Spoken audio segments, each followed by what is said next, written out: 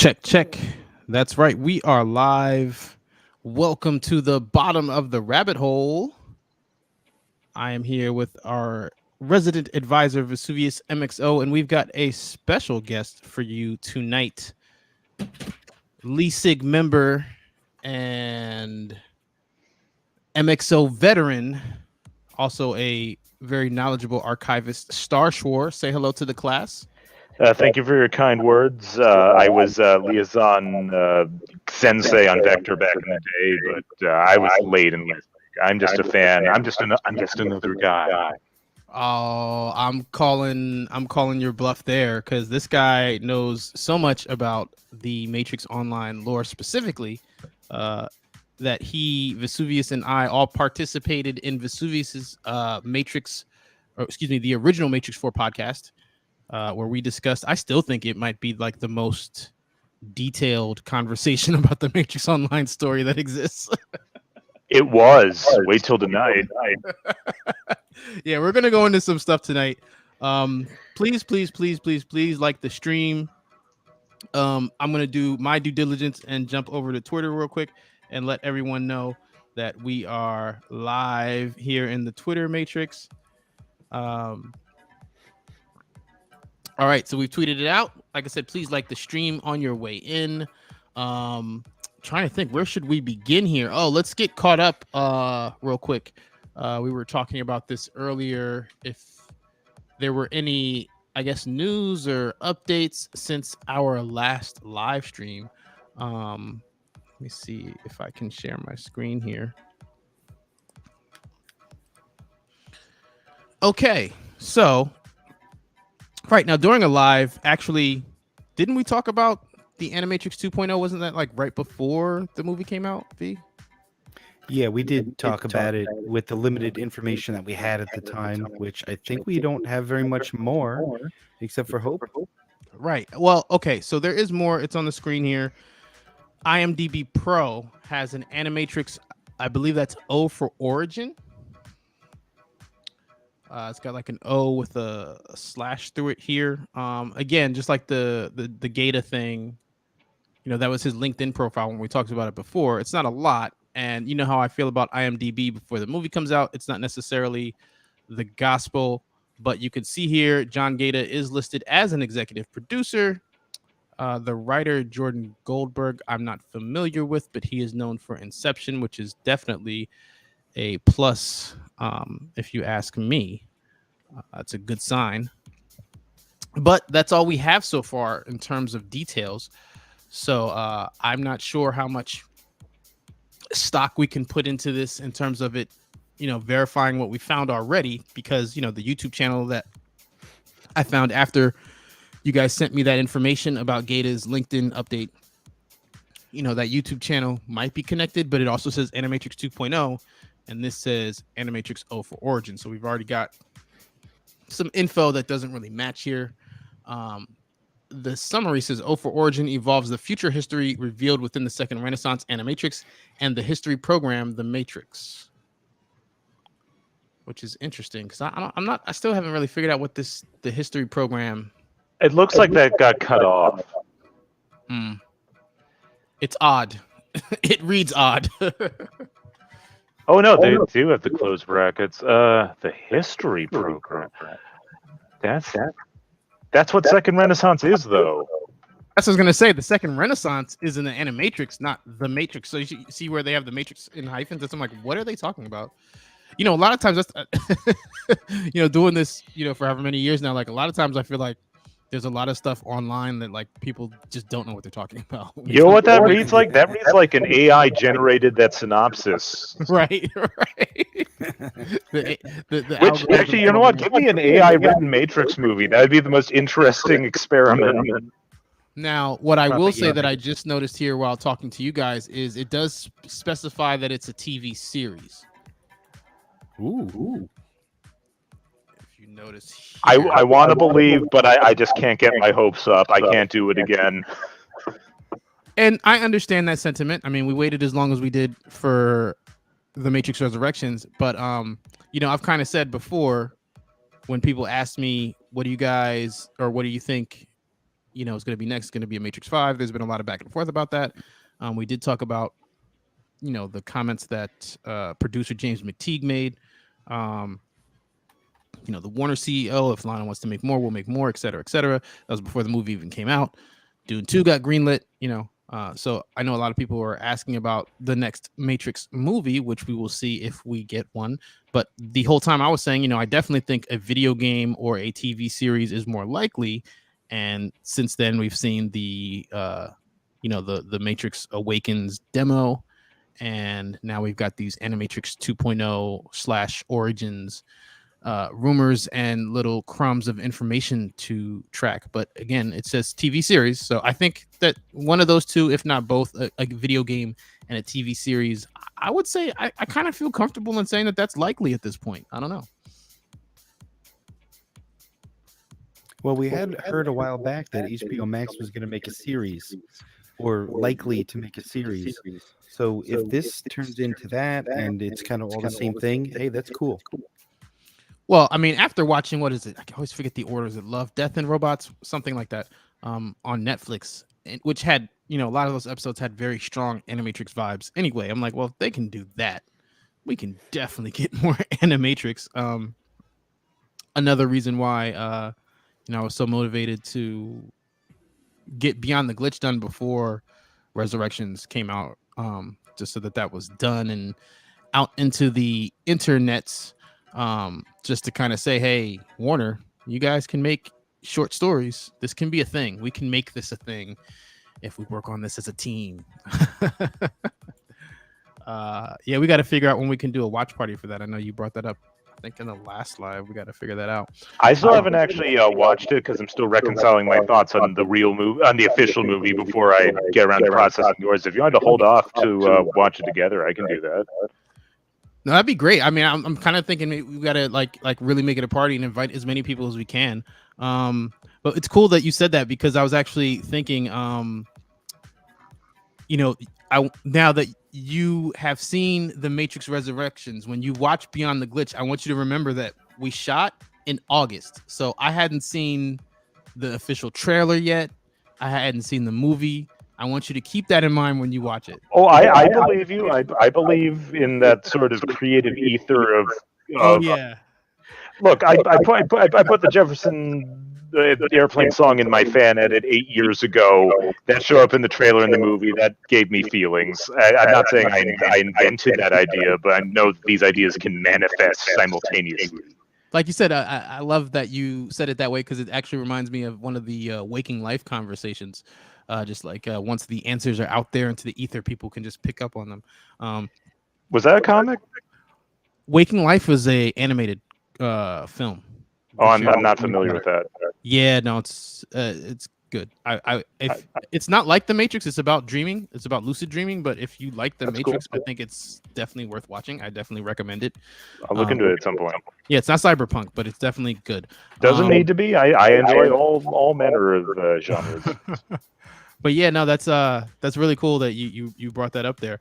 What else do we have here? Oh, right. The next thing that we wanted to talk about here was just kind of like these box office numbers, right?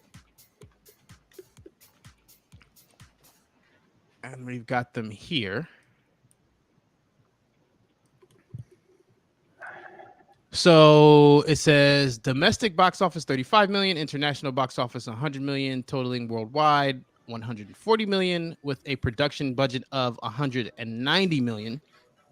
So technically right now, as far as the box office numbers are concerned purely, they haven't made back the production budget yet. But again, we were talking about this like kind of in the pre-show that, that doesn't count the HBO Max subscriptions. I know I definitely read a lot of people were subscribing just for this movie.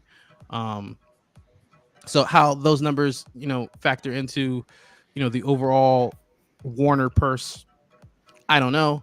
At the same time, I know that their model was definitely trying to funnel people into those subscriptions. Like, I think to them that was more important. Of course, you want to make large box office numbers, but with the worldwide situation that we're in right now, and compared to the other films that were released with the dual HBO Max thing, Dune, and so on and so forth. I'm pretty sure that this made the most. I'd have to go look up the Dune numbers now, but yeah, no, I definitely know that the HBO Max subscriptions was priority number one. You know, they just like Vesuvius brought up the earlier talk of a TV series. I believe that was the Village Roadshow CEO that mentioned that like a year ago. You know, he was talking about it in wake of the Sony hack and just how they were preparing rather to transition into more streamers. So, you know, I know that them trying to use this as leverage to convert people into signing up for HBO Max was definitely something that was a priority. And we'll see, you know, we'll see how many people stay on HBO Max. I know a lot of people were talking about canceling the subscription right after the movie was over. I still have my subscription because the movie's still there. I watched it again last night. I think technically that might have been the 6th time, just to kind of have it fresh in my head for tonight. But more importantly, because January 22nd is the last day that you can watch it on HBO Max until it's, you know, in rotation fully over there. So definitely heads up for that. If you do have HBO Max and you want to catch it one more time before it goes out.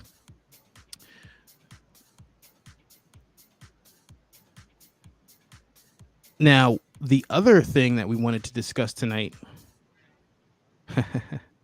shout out to Kavion Davis in the room here. I see he says, I think that Animatrix 2.0 will be on HBO Max. Possibilities. Yeah, I would imagine that you know, any streamer that's Matrix related will probably be on HBO Max. No promises there, but if I had to guess. But right, speaking of guessing, our guest tonight is Starshwar, and he had some things that he wanted to discuss, some observations that he made, connections between the Matrix Online and the Matrix Resurrections. So where should we begin here? Where should we start here, Starshwar? Should I just pass you the mic and let you kind of run with your theory here? Or? If that's okay, and feel free to bounce off it, because I didn't do this just to be agreed with. I want to see if my ideas hold water. Let me start by saying, when I saw the movie and it concluded, I walked away with the impression that they had retconned Matrix Online and replaced it with a suspiciously similar backstory. But now I have this other notion that it's all actually still counting, and I can rationalize it using the movie and then using Matrix Online to justify things in the movie, and vice versa, to make them together a stronger, cohesive work. I could be wrong, could be dead wrong, but it's going to be fun going through all this. But there's way too much Matrix Online DNA in this movie for it to not count, because it both begins and basically ends with references to the game. At the start of the movie, in the modal, leaving aside whatever that is for a moment, because I know that's debated, the point of the modal is to evolve a program. In this case, I'm going to call Morpheus 4.0. Well, we already did that with Morpheus 3.0 in the game. There was an event where the machines needed a copy of Morpheus's RSI to do stuff, to unlock some important thing that only Morpheus himself could access. Wait. I got to slow you down just because I'm keeping up, because I was there, but you're working backwards. So for the people who have no idea what you're talking about, let's do this the other way. Let's go Morpheus. Explain Morpheus 2.0. Okay. 4.0. Okay. That's. I'm sorry. You see, this is why I wanted my super fan friends. They know what I'm babbling about. Okay. In Matrix Online, in one of the earliest chapters, Morpheus gets killed. Later on, in a program called the General, who we'll talk more about later if we have the time, he created a fake program Morpheus to sow discontent, which later forged its own identity, choosing to just call itself Morpheus and kind of sort of honor the legacy of the real deal. Of course, it wasn't obvious. It was meant to be a big deception. Anyhow, later on still, the machines needing access to a file that only Morpheus could access, tried to make their own program Morpheus. And they had to try and access the file, and it just didn't work. Nope, not a match. So we went through this process of, okay, we need to make our Morpheus a better Morpheus. Let's have it relive scenes from the real Morpheus's life to make it more of a Morpheus. And that's how the movie starts, doing that again. That's a deep cut, but it's established, from game lore. I'm gonna find a screenshot here of one of our efforts. I have no recollection of this, and we broke this thing down 2 years ago, and just looking for things to attach to the upcoming movie. I didn't bring that up. Well, I mean, in fairness, we talked about a lot of stuff. That's true. We tried to condense like 4 or 5 years into a couple hours. Okay, I just gotta give Laz like one like little example of what we're doing, of our efforts to recreate things. Like, get a directory here. Do you recall around which chapter that occurred in? It was during the war, and I think it was before the intruders. So I want to say sometime in chapter 8. I'm gonna skim that. Ooh, let me just adjust that a little bit. That directory. There you go, Laz. That should be, no, that's wrong. I'm sorry. This is okay. Trying this one more time. You just sent it to me? In our the general Discord, or do you want a direct message instead? Where did you send it? I don't see anything anywhere. The MxO Revisited channel. Okay, got it. Like we like, all right, let's redo the ambush at Hotel Lafayette. Let's redo the lobby rescue, and with machine allied red pills taking on the guises of figures relevant to Morpheus's past. I'm just saying, we kind of invented the modal, or at least the idea of it, and that's not my main point. It's just one or two things I want to say bookend the movie, and then go dive deep into what I think's really happening. All right, this is the shot you're talking about? Yeah, where we got, and yes, I picked one that I was involved with personally, but some of my friends and I. Well, I mean, I was there. I played the part of Trinity. I don't know how that happened, but yeah, I was the fake Trinity instead of Echo. But the point is this idea of, let's make a Morpheus program an even better Morpheus program by having it relive the past. That's a super deep cut, and that. That's, I'm not saying that's my evidence. I'm going to get to the big point using only the movie itself, but that stuck out to me as double deja vu.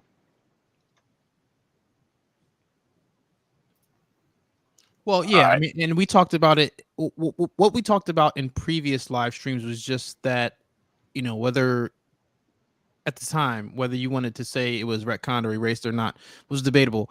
But what's not debatable is that there's definitely, I think the word that somebody from the chat used was echoes. There are certainly echoes of Matrix Online in the Matrix Resurrection. There's That's a huge not denied. Influence there. The only reason that you can say it doesn't fit are, I think, 4 specific pieces of plot, and I can rectify all of them using Matrix 4 itself, and then improving it with Matrix Online to fill the holes. That's just my take. I'm just one guy, but I may be onto something. Maybe, or not. But anyway, on the other thing that I felt was the big, what the big Matrix Online callbacks that I don't think was talked about much, the summary that was posted of the chapters that would have happened if the game were not shut down, one of the things that would have happened at the end of Matrix Online would have had Trinity, who was confirmed to be alive in the game, I might add. Trinity was going to merge with a player character to remove the control of the Matrix from a group called the Oligarchs. And at the end of the movie, Bugs, her brain gets merged with Trinity's brain to remove the Analyst's control over the Matrix. again, that's like the deepest cut there is. That's going into stuff that didn't actually happen in Matrix Online, but would have. Right now we know that from Rarebit's notes, Yes. right? So Yeah. my question is, in all the conversations and different interviews that different podcasters and Matrix Online players have had with Rarebit, can we safely assume that Lana Wachowski had access to his complete notes? I just see it. There's way too much of a. It can't be a coincidence for the end of Matrix Online that we didn't get would have had, a player, a red pill, merging with Trinity to remove control over the Matrix from the bad guys, and to have the exact thing happen in the movie's climax.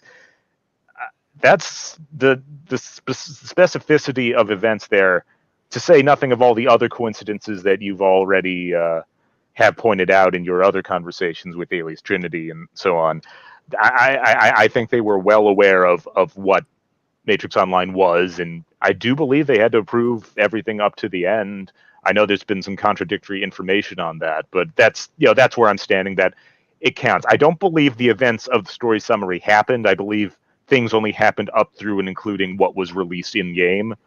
But there's definitely creative DNA overlap. Oh, for sure. I mean, and I'm gonna see if I can put this on the screen here. This is the part of Rarebit's notes that you were mentioning. Now, look, if you notice, this is the very end of the document. It's literally the end. It says Matrix is more than just machine code, runs on and is in large part shaped by manipulated human brains. Will take a human to free it. Trinity into source machines. Let human player in player plus Trinity merge. That's kind of like the bugs Trinity thing you were talking about there. Yes. Black room activates, white room return, matrix reset scheduled. Hey, Matrix reset was scheduled, but analysts couldn't make it happen. Right. And then, but what I like here too, the next note is oligarch control removed. And, the analyst keeps mentioning the authorities. Right? Oh, yes. Yes, you're way ahead of me, but I am positive that that's who he's talking about, and I can go deeper. Can I go? Do you want to go out of order a little bit? Yeah, go do your thing, man. Let's go. All right, all right, when analyst just casually mentions, I was there when you died, Neo, I'm like, okay. Was he one of the, you know where I'm going with this. Was he one of the little Deus Ex Machina droids? Was he the garbage truck? No, he wasn't. I don't believe so. I want two images here and go.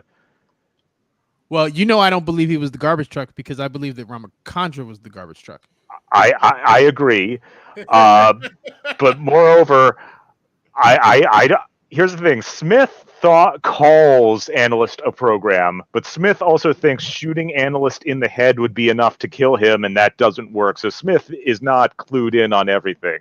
Right, for sure. The oligarchs wanted Trinity to be able to become more human. They had lost their humanity and wanted it back. And, well, look who else wants Neo die from these screenshots I just linked in our Discord there.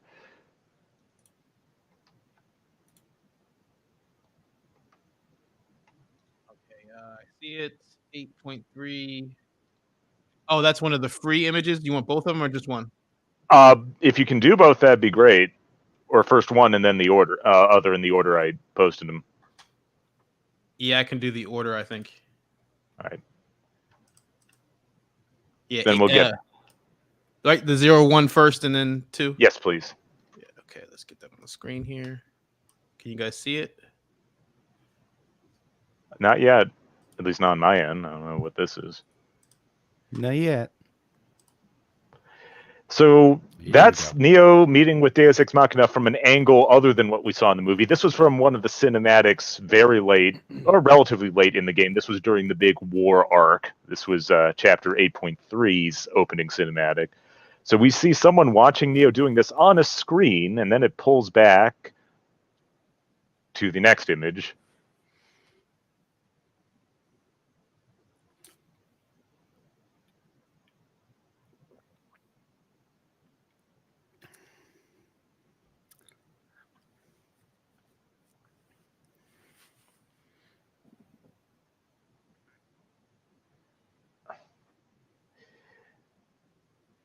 We never found out 100% that was Carline or Halborn or any of the other oligarchs. He just looks remarkably comfortable, and I don't know, slap some blue glasses on him. What do you think?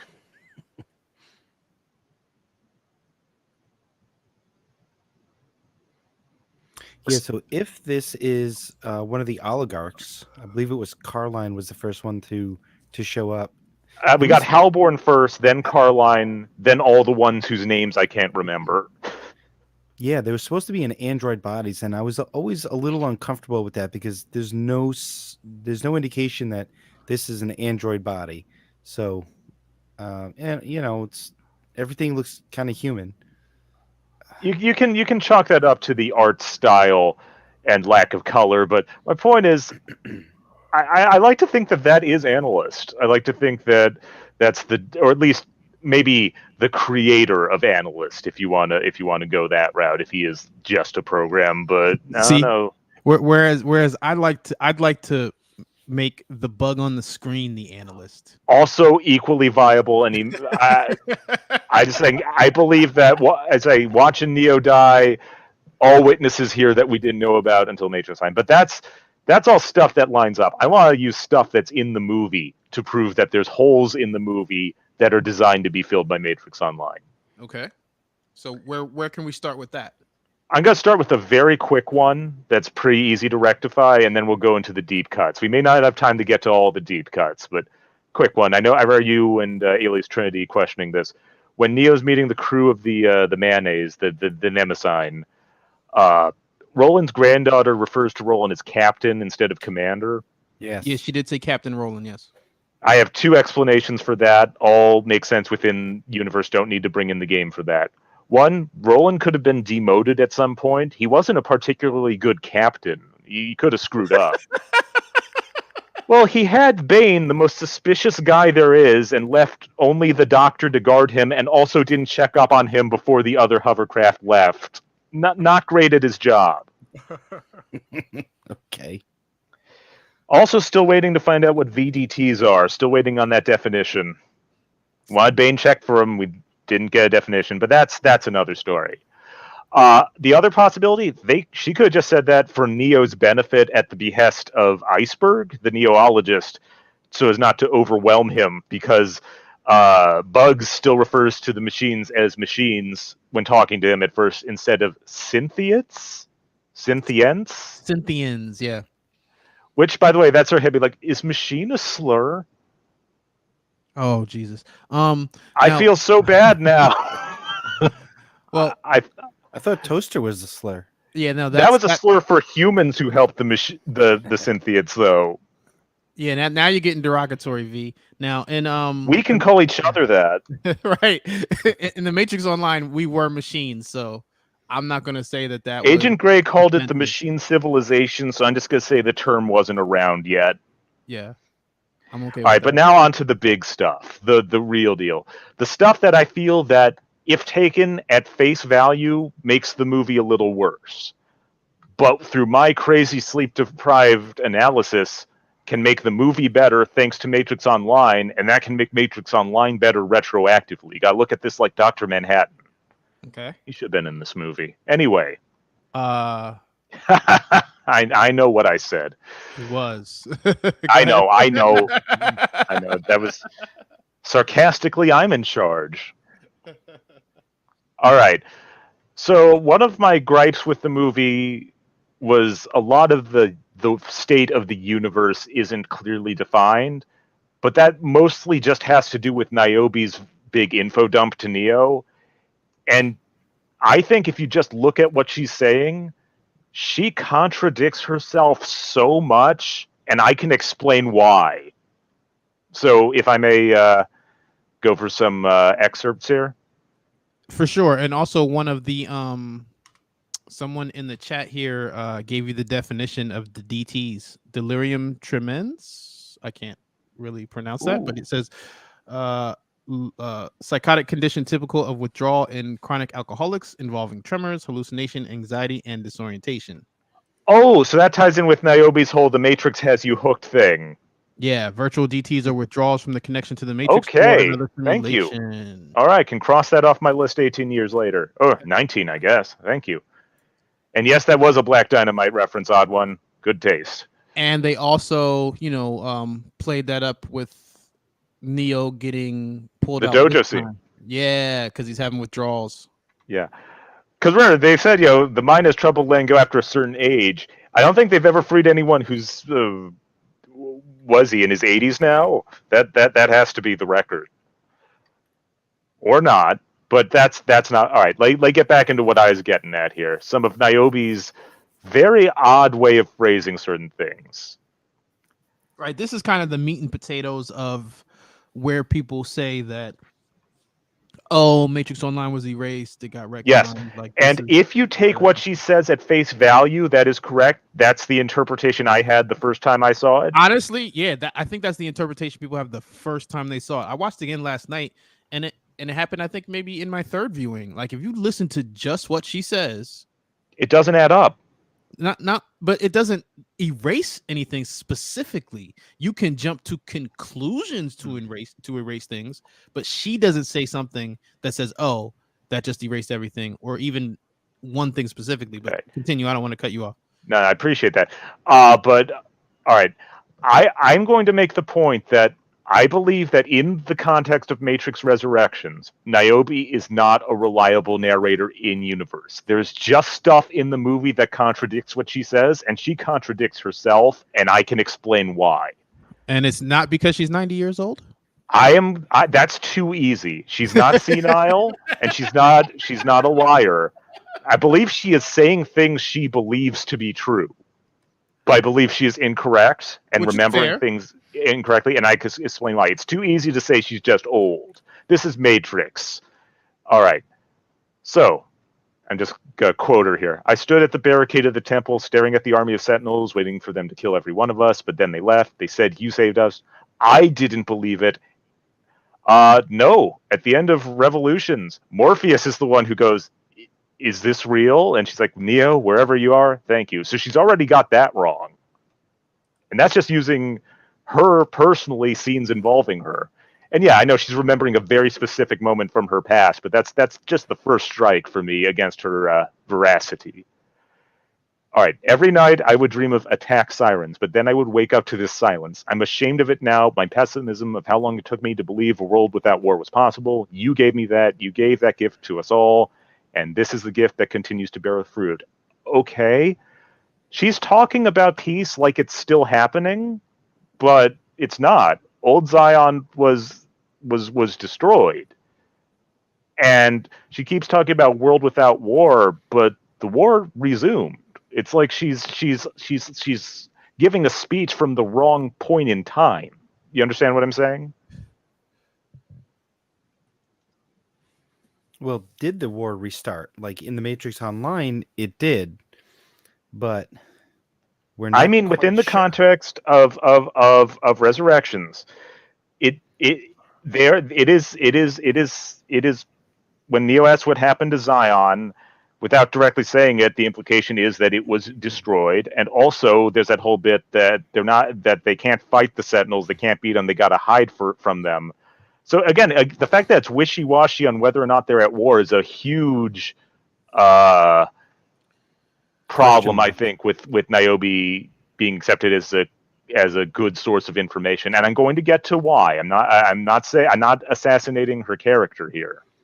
Well, do we know how she responds when he asks what happened to Zion? I know she says something like, "I was waiting for you to ask that question," but I can't remember what she says next. I got your back. Yeah, I got that right in front of me. That's when she starts talking about all the troubles in the machine cities and the energy crisis war. I want to get to that later because I think that's the easiest part to reconcile. But the point is where Neo asks what happened to Zion, then she talks about a machine war starting up. The implication is that old Zion got caught up in that war. I'd love to hear an alternative take on that, though. Oh, hey, Dibble.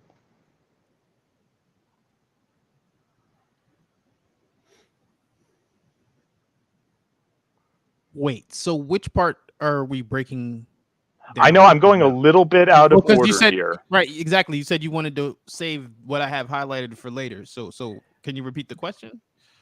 Well, all right. Well, this does factor in one thing. Do you believe, based on what is said in 4, that the truce is in effect, that the war is still on, or that it's unclear? I'm going to say unclear, and that she didn't give a good answer to it. My interpretation was that whichever side was backing the analyst, I would assume that this is the side that was against the truce, but I guess for the purpose of this conversation, that doesn't matter. My interpretation was that the side that won was the side that was backing the analyst. And, yes. Like what Bug said, Neo changed which side is which. So you have machines who are, with IO, and then the analyst machines and the machines in the machine cities are not with IO. So I don't think that it's, how do I put it? I don't think that it's active war. I think they won, and they're like, okay, we're not going to hunt everybody down relentlessly every day, but y'all lost, and y'all lost, so keep hiding. But all right, so all right. Well, either way, I think the fact that she doesn't really give a clear-cut answer to that pokes some holes in because that's a pretty important question that she doesn't really give a good answer to, I think. But let me keep going on this, unless anyone has anything to add. Well, just that, IO, like she said, when they pull into IO, Bugs tells Neo that the general got better at hiding from them because she realized that they were never going to beat the Sentinels, so they just hide from them. So I don't think it's a truce if she's so bent on staying hidden. Right. So I believe that analyst faction is in charge of the majority of the machine population. They control the matrix, which kind of makes them in charge, and that they are in active hostilities with IO, but IO isn't doing a lot about that, which I will get back to very shortly. And in IO, Shepard, Max Reimelt's character says, it's like the Matrix 1. Right, like people don't want to be free anymore. They gave up. I'm going to get to that too. That ties into what I'm getting at. All right. So then Niobe takes Neo down to the garden and says that Zion could have never made anything like this because they were stuck in the past, stuck in war, because it was an us or them situation. Okay, but she also says that this is the part that grates with Matrix Online most, and I'm going to destroy it. Give me a minute. She says after Morpheus was elected high chair of the council, that President Morpheus just ignored all the rumors the Oracle was sending about the new power rising and all the danger that was coming, and because he believed that Neo's peace was unbreakable. So, wait, she says old Zion couldn't have made the garden because it didn't believe in peace, but also that as president, Morpheus completely, unwaveringly believed in peace. Well, which is it? Wait, so where did she say Morpheus unwaveringly believed in peace? You're saying the part where she talks about what Neo did couldn't be undone? Yeah. That the peace was there to last. So, right. Morpheus believed that the peace was there to last. According to Niobe. Okay. That what Neo did could not be undone, and what he did was get the truce.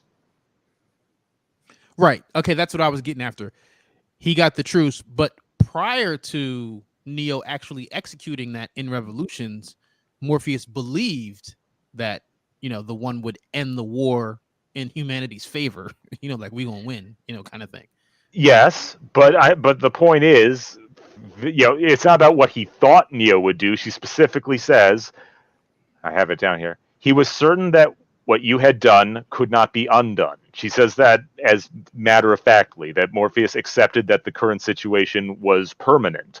Well, and also, I've dreamed a dream. He kind of had to let that go. He was forced to let that go. Yeah. Also, you can see that in Revolutions, he has a moment that's a little out of character in a good way. In the Club Hell shootout, he gets Check Girl into the elevator. It's like the only time he ever tried to avoid collateral damage in the whole series. But here's the thing. That's also, tactically speaking, a huge mistake, because that's setting up an agent attack from behind. Well, I naturally assume she's in exile, so who knew what her superpower could have been. Well, she says, "Oh my God," and I think that to Morpheus clues in him. Yep, innocent. Get her out of here. I don't know. I just think that brought him a little more humanity. That's my take on it. Oh, I thought so. I have two thoughts here. I think it was the 1.2 cinematic. He says, Neo brought us peace. He saved us Yes. and he saved them. So that's Mhm. kind of him accepting peace. Yeah. But right now, I'm and just using the dive in. movie. Right now, I don't want to use Matrix Online to fix the movie. I want the movie's contradictions to reveal themselves in a way that then allows Matrix Online to come back. But absolutely, I agree with that. Believe me, I'm gonna get to what I think really happened with Morpheus in a little bit. And my other thought was a little bit different personality trait in Revolutions was Morpheus doubting the Oracle when they visited. Mm.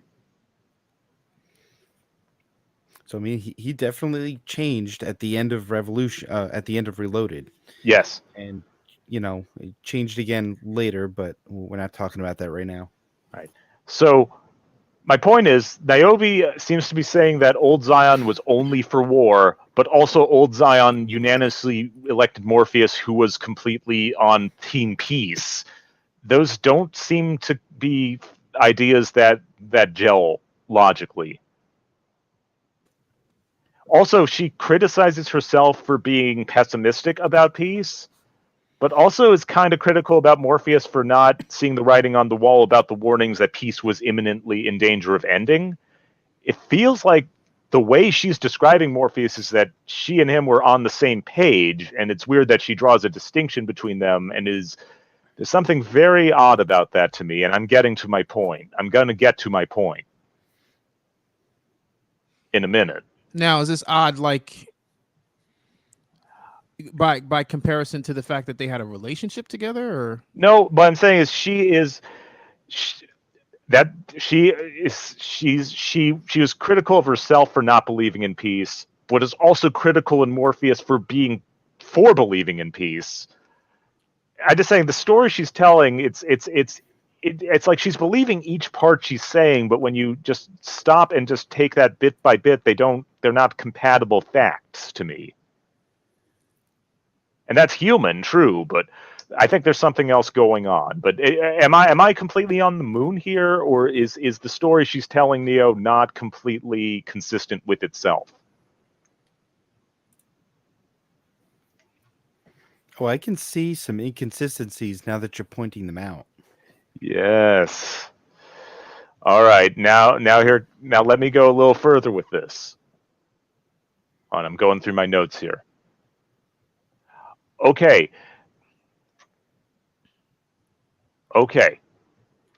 I believe that Niobe as a character, as General of Io, is not as interested in truth as the previous people of Zion were, the leadership roles, because the first thing she does after a chat with Neo is put him under house arrest to make sure, I guess, that more people don't find out that he's back, possibly, because when Morpheus 4.0, I will continue to call him that, when he shows up, he says, "Oh, she put you in the Rapunzel Tower," with a sense of familiarity, like, oh, she does this sometimes. Like, this is not unprecedented, in the same way that real Morpheus talked to Captain Mifune about getting arrested. So I don't think Io as a society is the same as Zion, which was about, awakening and truth, in that Io is more about raising quality of life, about growing the vegetables and so on. Now, I saw her putting Neo in, like I said, house arrest or whatever, to prevent him from just going and, trying to grab Trinity. It was what I interpreted that to be in the moment. Obviously, she let him go anyway. Morpheus says meekly held in this tower. Like, if you want to bounce, let's bounce. This easily escapable prison. Yeah, I have more on that. I'm going a little Dr. Manhattan order on this, but I think it's going to make sense or not. But it's fun for me at least. Okay. Here's why I think that Io is not a society that is founded on the principle of truth. Shepard describes Neo as a legend, and asks him point blank if he could fly. That should be documented historical fact. That's a question anyone would have is suspect. And then he says, people talk about the old days, about you, the viral agent, Siege of Zion. Everything was simpler back then. That means Niobe is not the only trilogy era character alive, that there are people who discuss what happened there, but that there's debate over the veracity of what happened, suggests that there's not a lot of documented information, that a lot of it is in who's telling the story. Well, with IO, I mean, when Neo first sees it, the whole place is a deception. He thought they were flying into a mountain or a wall. Yeah. So it's a deception by nature. But I mean, to its own inhabitants. Like besides the tactical advantage of hiding from the Sentinels. Right, you're talking about like more of a like political structure of hiding information yes. from inhabitants, right? Yes. Let me go further, and I know you're going to like this. I might need some help with new character names. It's Lexi and is it Iceberg? I think it's just Berg. Berg, okay. Berg. The Neologist. Yes. Okay. She suspects Lexi says that everyone who served on a crew with Neo, everyone who shipped with him died. To which Iceberg responds, "Yeah, he's gonna get us all killed for sure." I love okay. Well, would President Morpheus living his life as president not count? That seems to poke a hole in that. Also, that has horrible implications for Link. Well, we haven't gotten any information on how things played out for Link. I know. I'm just saying the fact that the self-proclaimed Neologist is saying that everybody who was on a ship with Neo died horribly in the Matrix, or at least, while in service with him, does not gel well with Niobe's President Morpheus story. Like, there's a statue, but we're just going off one person's story of what that's about. You understand what I'm saying? That there's contradictions within the narrative. Or do you feel that's not a contradiction? V, did you? I mean, I'm kind of thinking. I mean, we've got the original crew of the Neb from part 1. I mean, basically everybody died, including Tank and Dozer, with the exception of Morpheus and Trinity. And of course, they do eventually pass away. Right, but then in Revolutions, your survivors are Morpheus and Link. Yes, I'm just saying it's odd that they say everyone, and the Neologist agrees. Like, when there's where there's within the lore. Let's leave Link out of it for a minute. We're told that Morpheus went on to be Grand Chair. I'm just gonna call him President Morpheus. High Chair. That's, even if he got killed in a second Siege of Zion or whatever, it seems very odd that they would connect that with serving with Neo. That would be an unrelated incident to me. So I'm just saying that within universe, characters have different interpretations about what exactly happened. So, well, what I was going to say is, in fairness, right? If we're gonna go here, they're all part of the crew, but Link is an operator, and Morpheus is clearly the captain. Lexi and Berg are neither captain or operator. Okay. So they're looking at it like ensign, like a Star Trek ensign, like the red shirts. Yeah, we're gonna die today. Yeah. Now, what I loved about the Lexi and Berg character, Neologist, he's the obvious one, right? Shout out to all the yellow-pilled Neologists out here. Like the stream if you haven't already, right? But even like Lexi, I mean, she's a fangirl. She's a Trinity fangirl. Mm-hmm. But, I felt like that was actually like a cool thing for us. Just having the super fan meeting their idol and being on the same team element of it. It's a tiny thing, but I definitely thought it was something that was there for the hardcore fans. I appreciated it in my 6th viewing. But continue, sorry. I'm just so proud of you for making it to viewing 6. Damn, I wish I loved this movie the way you did. But anyway. Well, how many times have you watched it? 3. Okay, that's anything more than twice I have to accept.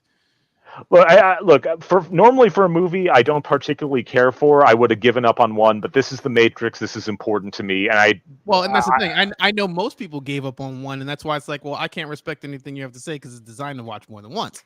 So if you only watched it once, your opinion does not matter. I wouldn't go that well, unless their opinion is that they just felt it wasn't a well-made film, which I am somewhat inclined to agree with. But that's another story. Everyone's got an opinion. I think I'm the only one with this crazy ass opinion on how to make Matrix Online work. All right, Sati's apology for not telling Niobe about Neo and Trinity being alive for 60 years seems very flat and almost insincere and frustrated. Would you agree with that? Wait, run that by me again. When Sati reveals that she knew that Neo and Trinity were alive for 6 decades, and Niobe confronts her, "Why didn't you tell me?" Sati says, "There were times I doubted my decision. Io needed you. City needed to be built. If I told you everything, you've had a difficult choice to make." Niobe confronts her again. "My friends let me make my own choices, Sati. If it was a mistake, you have my deepest apologies." And then moves on instantly like it's not a big deal. I think that's not the first time she's told her, nor the first time she's apologized.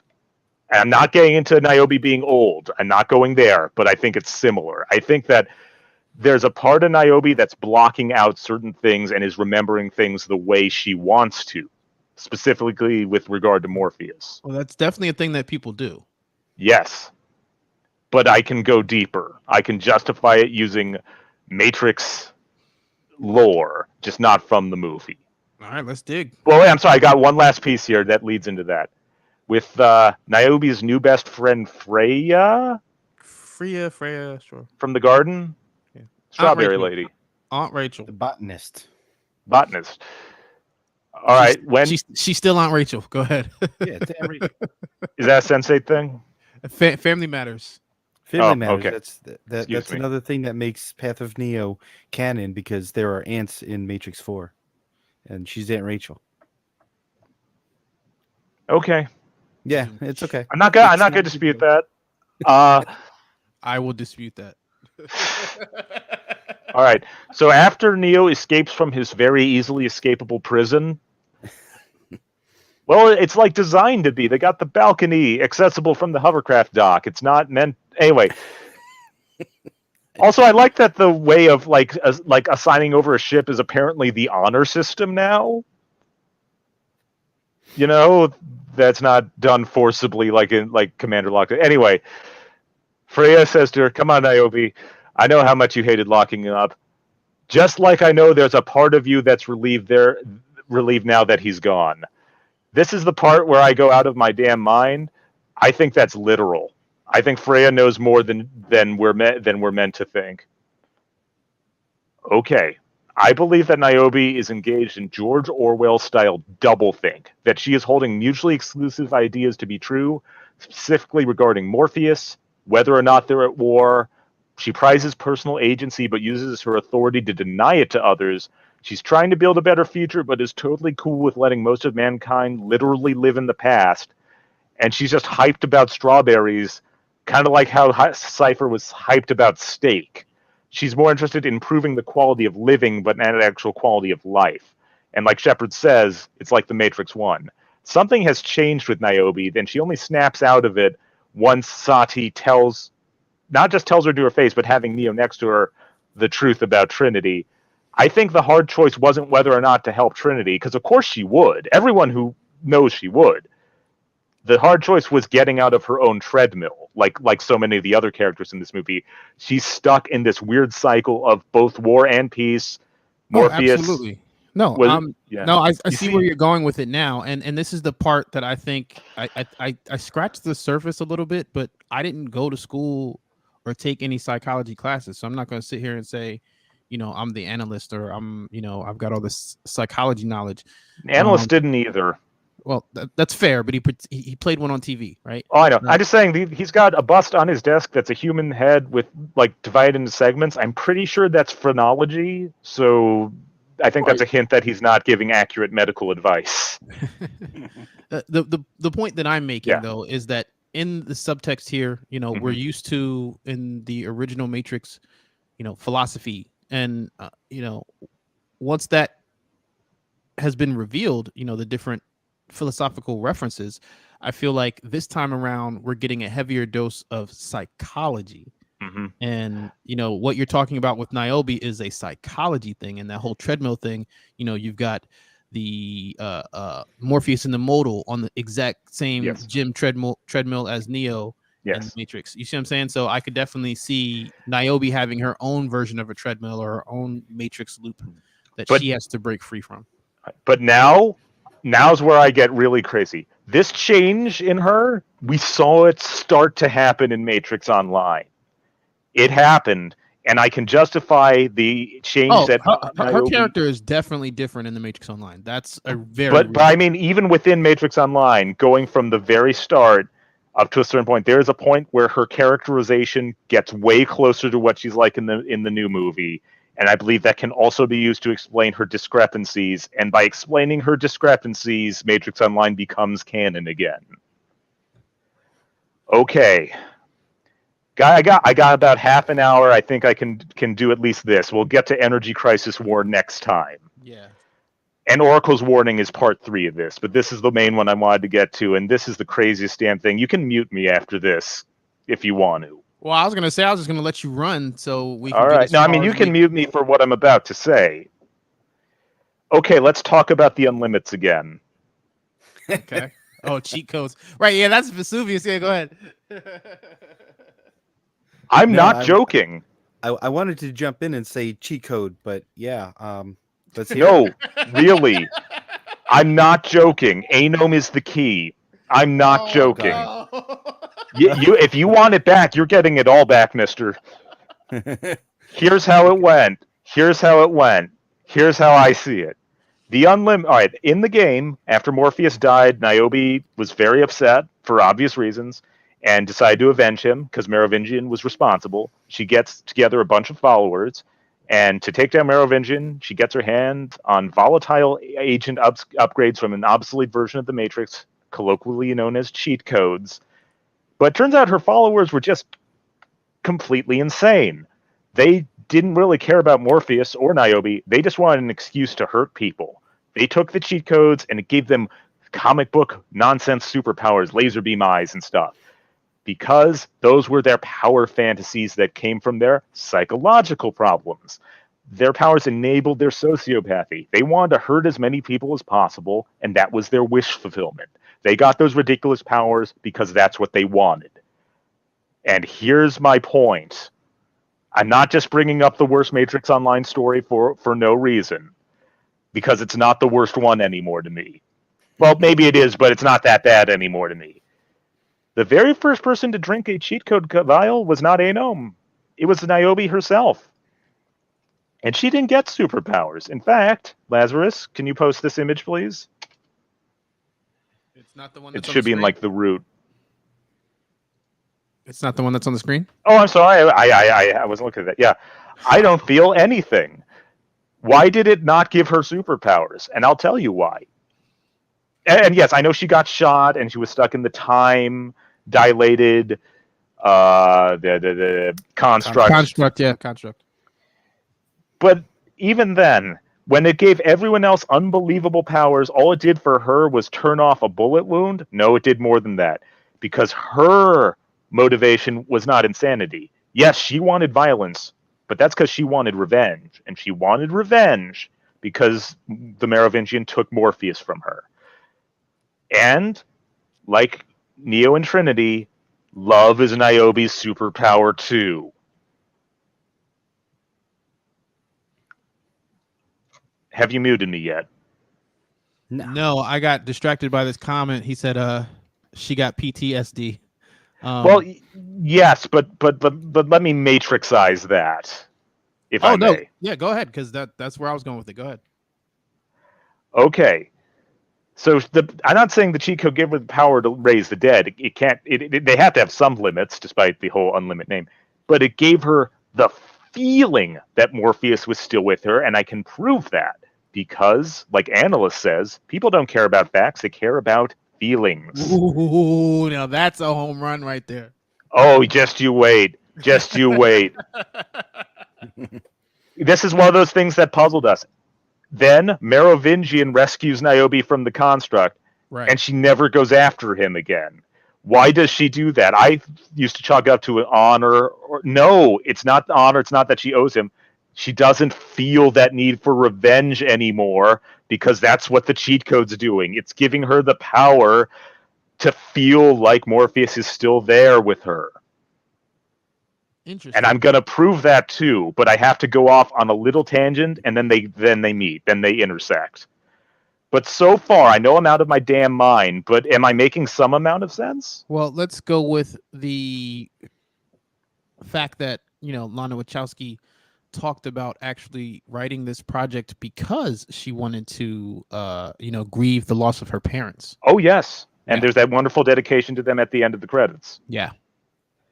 And while I still do feel the movie was at least partially made under duress, I feel like everything to do with Neo and Trinity, she had her heart in. Right. That there's definitely more emotion in that dynamic than before. I'm not crazy about the rest of the movie, but everything to do with Neo and Trinity getting back together, that's all good. All right, back on my insane point here. Okay. The unlimits themselves also factor into how she changed. Do you remember what the generic NPCs were called, guys? It's okay if you don't. I want to forget too sometimes. It's okay if you don't know. I do actually remember. Neo? Yeah. Phone a friend. Yeah. The Vesuvius. I'm sorry. What was the question? The I was reading a unlimits, the comment. generic ones we'd fight in missions. Do you remember what they were called? Oh boy, no, I don't. All right then. They were called generators and reactors. Interesting choice, considering that Niobe once blew up a nuclear power plant. I think the unlimits were to represent her bad karma and all the blood on the hands Zion had from the war, getting into that collateral damage thing I was talking about. The unlimits were to the red pills as the red pills were to the blue pills during the war. They're people who dressed in an odd manner, engaged in reality-defying acts of violence for reasons that were incomprehensible to everyone else. Now, we know what the red pill's motivations were. They're doing, stuff. But to the unlimits, as far as we know, they did what they did because they were crazy, which I'm going to assume is true. But proportionally, the allegory still fits. They were doing weird, crazy, violent things, and we don't know why, and we're caught in the crossfire, we being the red pills. Because Anom saw Matrix as a playground, spurred by his mother's abuse. Nothing mattered. So the cheat codes gave him this violent nihilism power fantasy. And Niobe's violence in the war did serve a greater purpose, but she was the first one to drink that cheat code, and she saw what her people did. And it reminded her, I think, of the stuff she used to have to do. Enter the Matrix. What's the first level of that? You're shooting up a damn post office, going postal in the literal sense of the term. That game is filled with collateral damage imagery, and it never really got addressed. It never did in the old movies. I think that's sort of the saving grace of the Unlimited story. It shows them dealing with the fact that a lot of people in universe who took the red pill would be more hyped to just do cool Matrix stuff and not about the greater cause of freeing mankind. And in the movie, one of Neo's focus group guys says, Matrix means mayhem. That's the Unlimited perspective. Oh, holy crap. You see, this is what not sleeping well since 2017 did to my brain.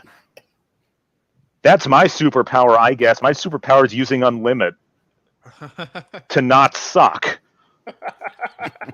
I still think they wasted a whole year on that, but there's now, in retrospect, I think by combining it with the movie, they're like complementing their worst parts to be better, at least for me.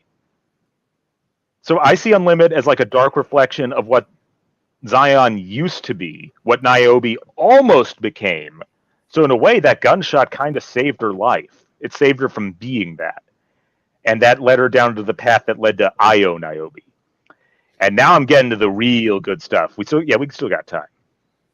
Let me find a folder here, because this one I got pulled from a lot. Let me get some specifics here. Feel free to talk about how insane I am right now. It's okay. You don't have to do it behind my back. It's okay. Well, what I was going to say was, you talked about this Unlimited storyline, but, when the general first steps on the scene, the first person we see him meet with is Niobe. Correct. She And wanted then- that revenge power. And you mentioned that when the Matrix Resurrections opens, they say the general is going to kill us, right? Yeah. Well, we just hope the general doesn't find out. And at the time, I was super hyped for one of my favorite villains to be coming back. But instead, Niobe holds that rank instead of the old rank, which was commander. It's now general. What I was going to say was Commander Locke. So, at what point did it become general? Is this like her Tyler Durden? Did she? I think that might be her way of giving herself a reminder of what has happened, maybe in the same way that Neo subconsciously makes the modal, kind of. All right, Laz, I'm gonna try and give you some. Did you send me something? I'm going to post a folder here, and there's a bunch of stuff in here. Can you just like go through the whole album? Does that work? Can you like scroll through them? We can try. Let's see here. Yeah, I don't want to overwhelm you here. Are they in order? They're in numerical order, and that is the order I want them to be shown in. So it's kid syntax, right? Kid syntax, it starts with 6, 12, 12. Yeah. I got it. So we're all the way back in 2006, I believe. Seems like yesterday. And this actually connects to something else that's super cool that we talked about, I'd say not too long ago, but it was a couple of years ago now. All right, okay. Got the kid. That's that's the first slide. All right. Kid calls up Niobe. At this point, the kid is is the leader of E Pluribus Neo, a group that is not sanctioned by Zion's military. That's all about freeing minds and finding the truth and doing lots of stuff that made the machines angry. The truce was not yet over. Zion was still at peace with the machines, so they had to disavow E Pluribus Neo. In the next image, Kid calls up Niobe. And he's telling her about something like, "Oh, this better not be about that Morpheus crap again." It was like, you have to see this. And then you can skip ahead if you got image. You can skip ahead to image.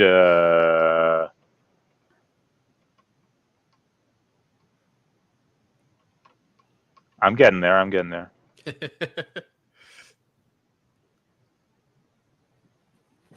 Okay, screenshot 12, please.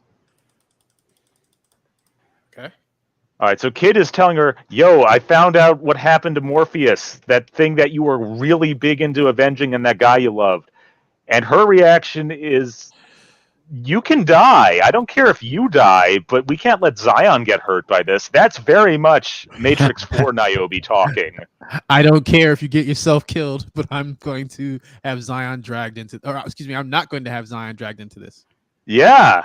Isn't that Matrix 4 Niobe to a T? Right. Just drop the Z and the N in Zion.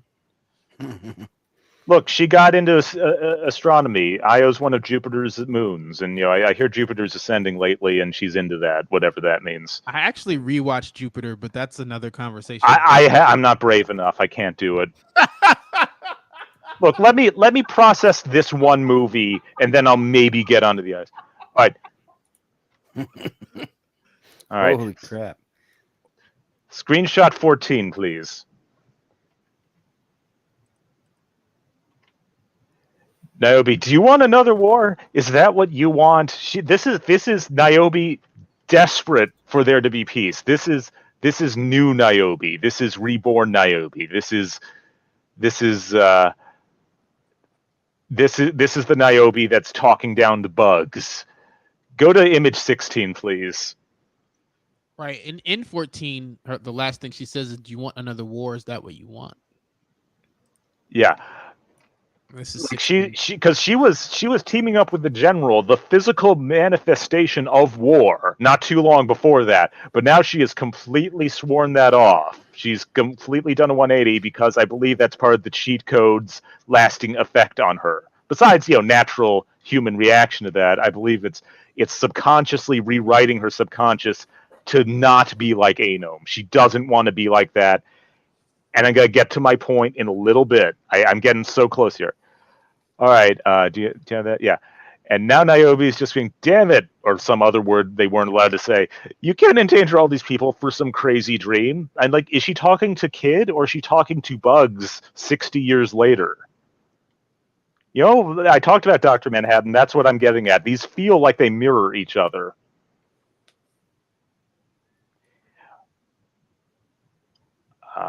Yeah, I see you in the chat there, Starshwar. Listen, I know I picked this because I'm a primary source. I'm not doing this to float my own boat here. I'm doing this because I remember this. I'm a primary source. She's probably got me locked up in that damn tower. She's got octogenarian Starshwar just desperate to talk about the other general with anyone that'll listen. Anyway. Like, who's that 80-year-old guy locked up? Why is he still here? Why won't he shut up about the scanline receiver? What is that? I was there and I don't even know what that is. All right, back on point. So at that point, the kid's trying to set off a cold post device, which is not harmful. It is just designed to extract secrets from the Matrix. It's just a device that gets information. It doesn't hurt anyone. We're still on image 16? 17, please. Excuse me. I'm sorry. There we go. That's this thing on the ground you're talking about. Yes. Now, as machinists, Laz, you and I were complicit in lying our asses off about those, saying, no, remember Morpheus's code bombs? These are worse. These are going to hurt lots of people. I admit I was not terribly truthful about that at the time. It was just to spite Michael Popper, mostly. Orders are orders. No. I can't use that excuse. I'm a better class of villain than that. I killed that guy who knew about Neo and Trinity being alive for no reason. I don't know why I did that, and so if the movie got delayed, that's my fault, I guess. Anyway, in image 17, I yelled at her, hey, that's going to hurt innocent people. And then if you go to image 18, please. She tries to shut it down. Think about this. Kid is telling her, this will show us proof about what happened to Morpheus. And you think that would be the most important thing to her. It's not anymore, because deep inside, she's not over it. She just doesn't feel his loss anymore. She's outside of the stages of grief. In a way, she sort of maybe create a Morpheus inside her mind that's still alive. I'm going to get to my point in a little bit. So she tries to stop it. She can't do it. The thing goes off. I don't think we need to see that. Could you please pull up image 30? All right, that's the code bomb going off, and 30. And that's the silhouette of Morpheus. That's the same one. Yeah, I forgot about that. That was haunting some people. That Vesuvius and I were both at way back in the day. Not that the big one. The big reveal was later, but that is Lawrence Fishburne. Everyone can see that, and she's standing in plain view of it. She has to recognize that. There's no way she doesn't know what that is that she's looking at. And then it disappears. Sure. Yeah. All right. Image 34, please. No, I'm sorry, 35. Okay. And she just tells everyone to get the hell out. She's not given pause by the fact that, oh, there's Morpheus alive. No, she's like, oh, we're in so much trouble. We gotta go. We can't be seen to be involved with EPN. She is more interested in protecting Zion under the truce than the fact that Morpheus might still be alive. And it was right in front of her face. That is such a huge change to her character that she underwent in a very small amount of time. Yeah. So I believe that that's the cheat code at work. That's proof positive that her superpower is her love for Morpheus, and that in her mind, she's not shocked by Morpheus being alive, because in her mind, he already is. Kind of like in the same way that Neo creates a Morpheus that's alive to get him out of his own troubles in the new movie.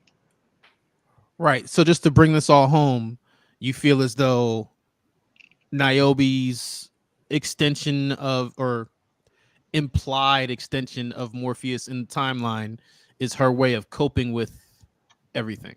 I believe that after Old Zion was destroyed and possibly New Zion too. Whether or not that became IO is ambiguous, but there's a new city. She's in charge of it. And with 50-something years of that cheat code playing with her brain, because none of the other Unlimits made it that long, with the exception of Baron or Bjorn, I always forget his name, and he lost his physical body. She's the only Unlimit or cheat code user to jack back into her body. I think it's just been screwing with her brain, much in the same way she talks about how the Matrix screws with your brain. And I believe that it's been subconsciously rewriting her own perception of reality so that when it's time to explain what the history is to the new generation, she can't deal, like, she's physically, like, her brain won't accept that Morpheus got himself killed looking for what she believed to be a corpse. Instead, she's like, no, Morpheus, he was like me. He believed in peace, but he believed in peace so much that he wasn't ready for war. So I'm going to be more ready for war by building Wakanda and hiding from them. And that Morpheus is gone because he died in what happened before this, and that's why he's gone, so we'll build a statue. And that's just the story she tells. And that's why I think there's so much discourse among the Neoologists of that era, why there's such debate about what should be documented fact, because she's in charge, and her documented facts don't line up with what a lot of other people from that time say happened, but she's in charge, so tough luck. So I'm not saying she's a liar. I'm saying that she's pushing the truth that's true in her brain, and that's a lasting consequence of the deal she made with the general to get the cheat codes, and that's why she is the general now.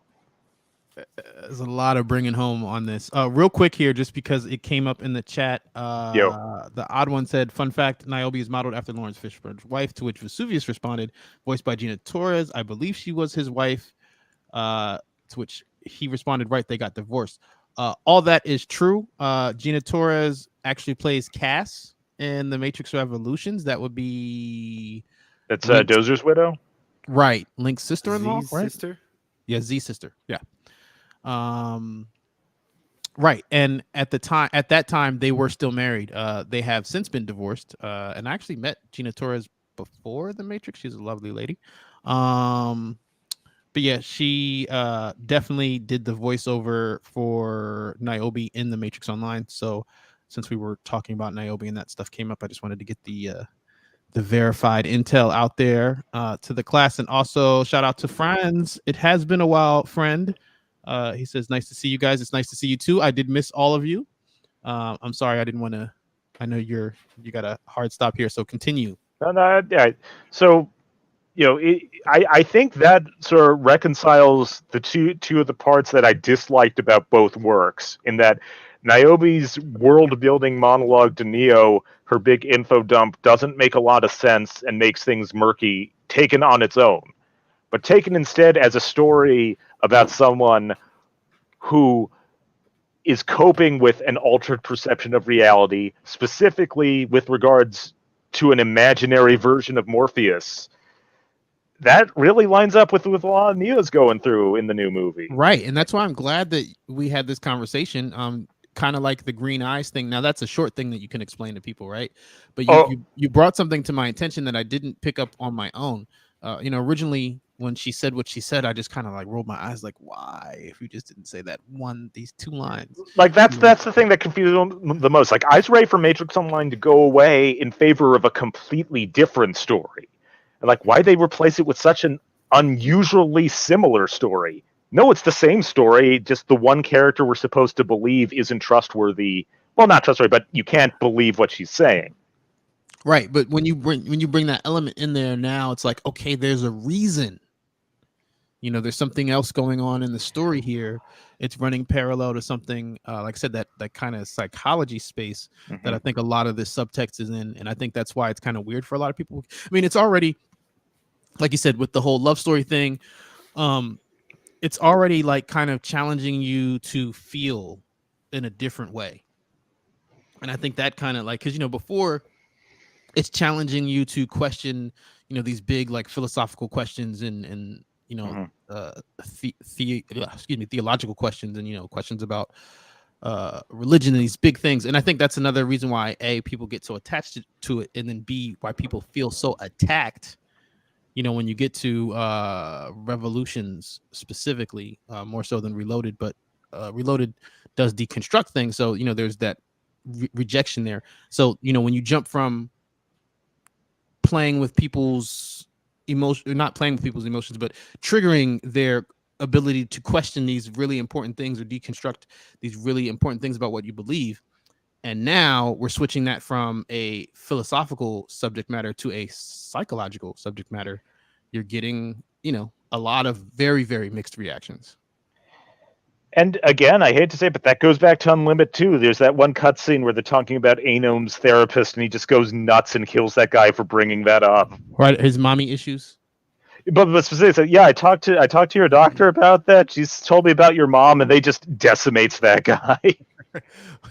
Yes. Do you remember the name of his doctor? Yes, Dr. Obama. In a Sorry, cutscene from 2006, I want to say. Yeah. Paul Chadwick was ahead of the game. Say, wait, you feel sorry for who? What? You're talking about him. When he I don't think I said sorry about anyone. What did I say? Well, no, it's. Let's rewind a little bit. I'm lost.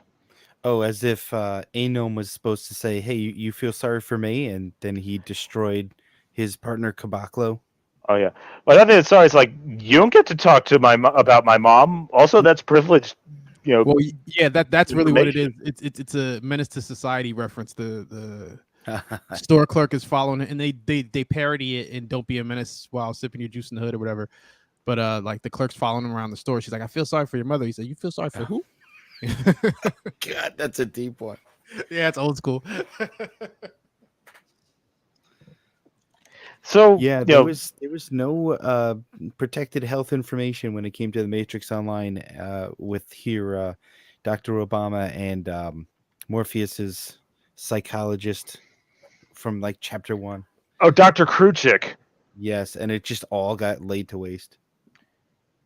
Yeah, which, by the way, I'm not sure how that info made it into the Matrix, but boy, that's a huge breach of something or other. Yeah, where he tells that really sleazy story about what like so that story. Yeah, I'm not sure if I can even talk about that. I don't know what the rules are for this streaming platform. It pushed the limits of that teen rating. I'll say that much. For the game, I mean. The first 15 minutes, so we can talk about anything. Well, yeah, oh, yeah. So after getting shot by Smith and losing his hovercraft crew, Morpheus needed a break. So, like, okay, we're going to jack you into a construct. You don't want the woman in red? Okay, we'll make a sim Niobe for you to have relations with. But then the real Niobe replaced her without his knowledge, which is a thing that happened, apparently. And that actually also ties into the whole sim thing and artificial memories and artificial love and all of that. Real quick shout out to Beverly. We see you in the room. Hi, Beverly. Yellow Pillar. Real quick, Starshwar, can you run down this Oracle thing real quick before you have to go? Which Oracle thing? Oh, I didn't know there was more than one. Oh, are you talking about the Oracle's warning? Yes. Okay. Tell you what, how about I give a brief summary of the other 2 points I wanted to cover that we'll get to whenever we get to do this again. How's that work? Okay. All right. I believe that, I'll get to Oracle in a minute. I believe that the Energy Crisis War, the Generals Rebellion in Matrix Online, and Architect calling off truce in Matrix Online, those are all the same conflict and do not contradict each other at all. Okay. I'll get to that next time. I mean, I was behind that before, just listening. But I can specifically connect it all together. I just don't have. Okay, I'm already having trouble finishing sentences. I've not slept well since 2017. I've got some. You ran for over an hour. You did great. Yeah. All right, thank you. All right, okay. You know what? I think I can do Oracle's new. Yeah, I have time for Oracle's thing because that came to me in a dream last night. Yeah, you got to share that. All right. While it's fresh. Yeah, I wrote that down right after I woke up. All right. Or according to Niobe, Oracle's final warning. Oh, and Bugs backs her up on this. that Oracle's final warning was of a new power rising, which is one of the most vague prophecies ever. But okay, that doesn't seem to connect to Matrix Online, but it can. In Matrix Online, last thing Oracle did before she got killed by the intruder Halborn, which, as far as I'm concerned, that is the start of the purge. The entry of oligarchs is the beginning of the purge. All right, right before she died, Zion tried to make contact with her, Ghost specifically, and they just could not find her. She made contact with both E Pluribus Neo and the Cypherites, asked them both to look after Sati, and gave both of them half of an encrypted file that was going to be super important, but the game ended before we found out what that was. Okay. We never found out exactly what that was. I'm going to ignore the story summary. As far as I'm concerned, that didn't happen yet, because parts of it happened in the movie. Okay. I believe that document, when deciphered, would be the warning about the new power, which is Analyst, which is also the oligarchs. I think those are all one and the same. But the only way for that to have emerged is from Cypherite and EPN getting together. So Niobe, she contradicts herself a lot, but what if, she talks about last warning we got. I always took we to be Old Zion. What if we is Old Zion plus Cypherites plus EPN plus Machinists? What if all the red pills got together and somehow formed a society that's filled with contradictory information and ideas? Because that's what it required to unlock the file, was to get Cypherite and EPN to agree on something, and they're the most opposed ideologies there are. So it kind of works, because like the Cypherites, Niobe is trying to improve quality of life for people. Like Crypto said, Cypherites are dedicated to letting everyone live the best possible life, and she seems to be doing that with the garden. And Io certainly seems a lot nicer than Old Zion, even though we didn't get to see as much of it. If you're going to mention Old Zion and Io in the same sentence, just like you call Morpheus in the Matrix Resurrections Morpheus 4.0, I call Io Zion 3.0. Again, ambiguous whether it's New Zion that got changed or if it's a third location. That doesn't really. We talked about this before. It's got to be a third location, because remember, New Zion had all the lava and stuff going on. Like, it was supposed to be like even further down. Okay, that's true. They could have a different door, but I'm fine with that. I'm not. It doesn't have to be the same place.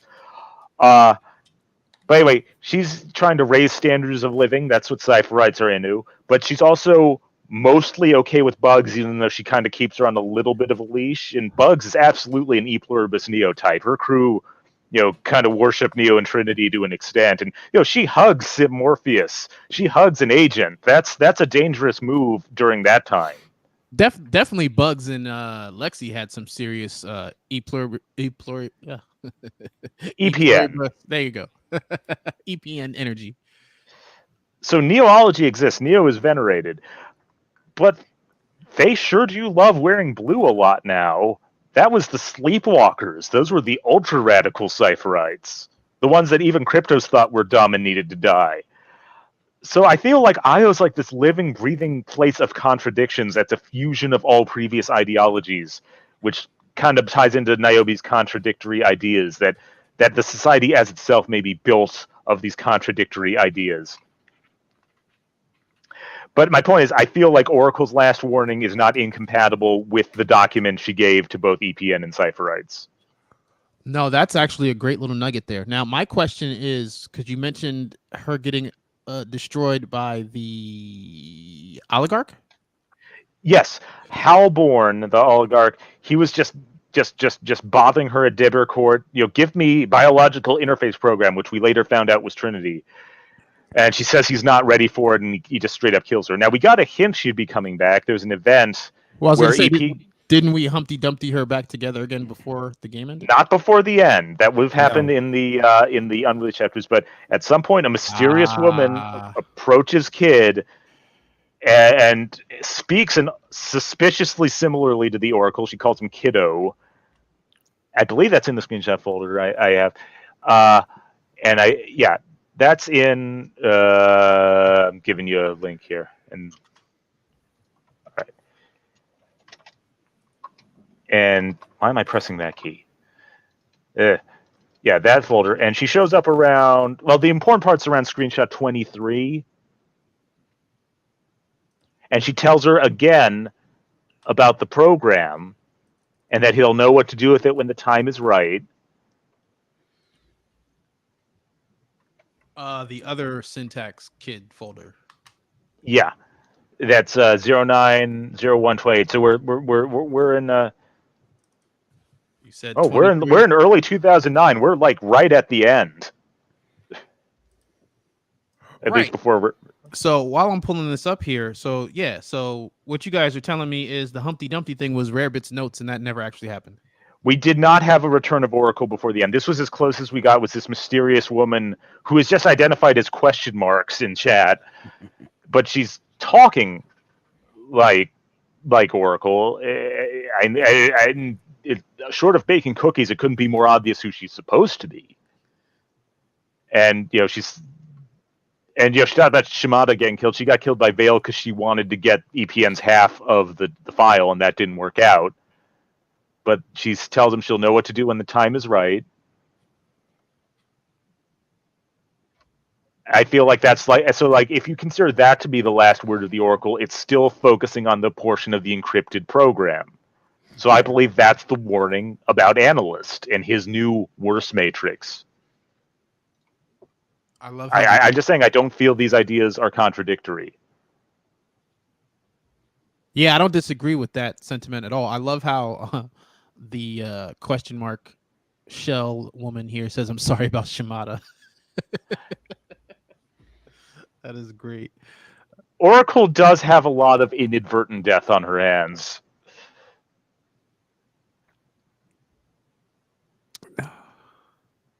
So, that's where I'm at now, is that I feel that if you go deep enough to say that maybe unlimit blah, blah, blah, blah, blah, that makes what Niobe says true to her, but not actual truth in universe, and that makes Matrix Online fit. That's kind of where I'm at.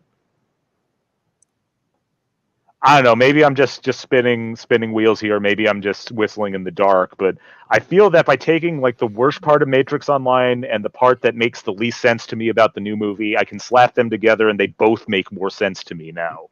No, I think you brought some things home tonight.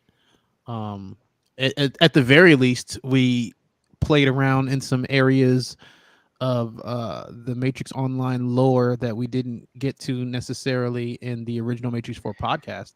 We were just zipping through Unlimited as fast as we could. Right, because nobody really wanted to talk about it. Well, we all hated it at the time. I still kind of hate it for how much of the time it wasted. But if that's what it takes to make the game count, bring it on. Anom is the key. Anom saved Matrix Online. Who would have thought? Now, at least to me. If we get further clarification of story that throws it out, okay, that's up to Lana and company. But for me, it still fits. Well, one thing that was great to me that you mentioned, well, that was the thing that I was going to say before I get into that. In the original Matrix 4 podcast, you actually brought up the whole Ramachandra assassin thing in the memoir. Oh, yeah. Yeah, you brought it up, but we never circled back to it. Forgot. Yeah. And then who was it? Was it Frack who got the file actually displaying in the emulator? Right. And oh, wow. First of all, wow, they're talking about Trinity being installed with a mysterious new thing on the back of her neck that we don't know that it is, which is the biggest cut reference the movie does to the game. Yeah, I was going to say such a deep cut. That's such a cut. I think most people never saw that document, never had a chance to.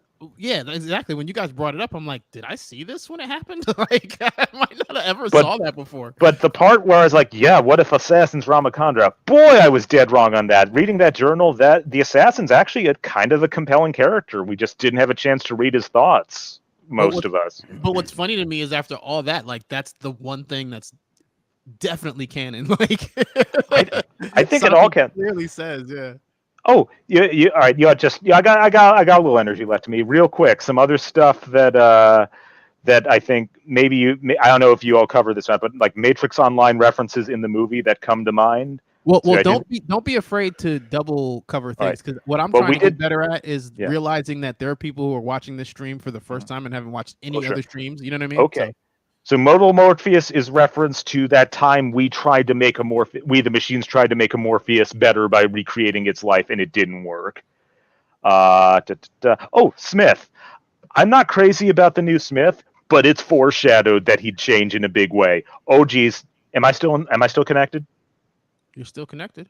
All right, let me find this exact image because it's weird that in Matrix Online, Smith was not even a subplot. He was the anniversary event. Like he was every year. so demoted in terms of importance. Yeah, I have mixed feelings about new Smith. There are things that I really like about him. There are things that are, I guess, just more hazy than anything else. I feel like it was the combination of new characterization plus new actor. If it had been one or the other, I could have dealt with it. If we'd seen Hugo Weaving evolve that character, I'd have believed it. Or if New Guy had just done his best Hugo Weaving like Bane did, I would have bought it. I'm not crazy about New Smith, but New Smith is foreshadowed by one of the anniversary events a little bit. Not so much the being Neo's boss thing, not the Matt Hinges thing. But hear me out on this. Wait, Is Matt Hinges even real, or is that just a thing that got posted and people ran with? yeah, that's just an internet thing. Well, all right. I want screenshot 15, and then In that same folder, syntax. no, I just gave a new one. Okay. Smith vector. Screenshots 15 and then 17, please. Yeah, no problem. Vector. Now, is this your archive or is this Rarebit's archive? This is part of Rarebit's archive. Okay. You said 'Cause start with 15, right? Yes. So Smith came back once a year. Not during Blue Sky, but we got hint at it. One of the machine liaisons was starting to be Smith-like and had to be expunged. But Smith came back annually after that. And during this one event, Smith, being Smith, goes on this wonderful little monologue, dying bit by bit. That was my mistake. I was impatient. Now I have all the time in the world. And then if you'll go to, 17. 17. Shout out to Randy. We see you. Greetings to you, Randy. It's only the beginning of the new me. So he was prepared to, as much as he loved himself, he realized that the old way got himself blown up again when he assimilated Neo. He can keep doing this for funsies for a little while, but now he needs time to reevaluate himself and come up with a new and improved Smith. I feel like that's sort of a nod to that, or can be interpreted as such. So your other Matrix Online type things. So refresh me, guys, because you guys remember more about this anniversary event than I do. I mean, I definitely. So wait. So how was he back in the Matrix Online? He just was. I don't think they actually said specifically how he was. But you see what I'm saying? You see where I'm going with this? Just like the Matrix Resurrections. Yeah. Like he's just there. Look, I feel like by Neo existing, he exists. And that's it. That's the only explanation that makes any sense, and there's not very detailed, but it's the only one that's out there. It's the only one that makes sense. Because analysts wouldn't choose to do that. He makes some dumb mistakes. I don't know. But would he say, you know what we need?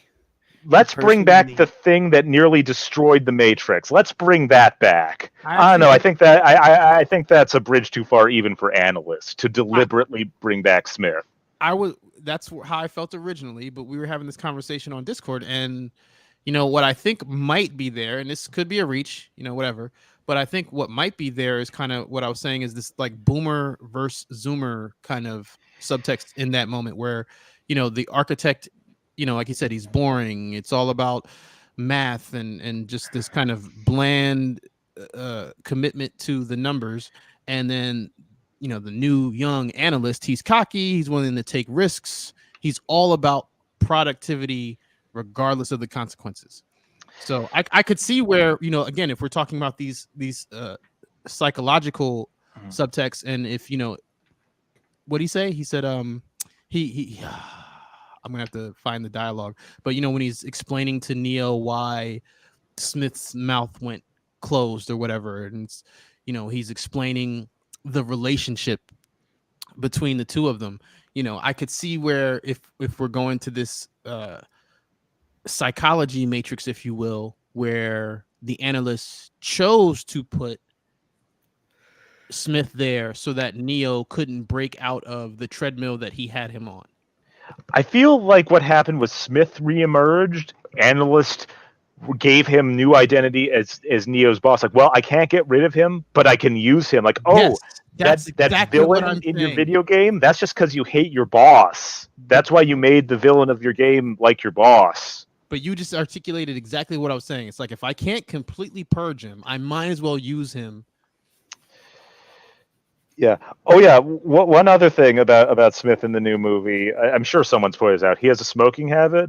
Is there a little bit of Oracle still in him? Interesting. Yeah, no. Oh. Yeah. It would no. explain why he's able to predict where Neo and the crew are going to jack in and when they get in there. More importantly, it would explain why he is not affected by bullet time. Yes. I also feel there's like that unspoken quality of Neo, Trinity, and also Smith being connected that we never fully explored. I don't think Smith and Trinity have ever actually had any dialogue except for when he was Bane. Fair. I don't think they've ever had any words exchanged between them except for that, and that doesn't quite count to me. No, that's fair. Who is that? Smith and Trinity, I don't believe they've ever shared a word together except for when he was inside Bane. Yeah, I think you're right. And Right. That doesn't get back to nothing, the inside the Matrix, Smith. Right. Nothing on screen. Yeah. Let's see. Other Matrix. Before I completely melt here. Matrix Online type stuff in the movie. I know there's more. I just kind of took it for granted. So I'm gonna leave off anything from the Machine Civil War because we'll be talking about that next time. Well, and again, I mean, I showed the cinematic here. We've seen Machine Civil War in the Matrix Online already. Yes. No. I do believe I'll get into that in detail next time because I typed up a bunch about it. Okay. Oh yeah. The bots. Yeah, a lot of question marks about the bots from people. Assuming that they are indeed programs. When they got the green eyes going, that's a lot like when Program Kryptos was revealed. Not exact, but I served a similar purpose to the overwritten red pills and blue pills that were secretly spies for the machines. Yeah, I got a side-by-side comparison on that one somewhere. Nice. Oh yeah, here's one. Now we know that Trinity's fake husband Chad. We know that he's named Chad because he's played by Chad Stahelski.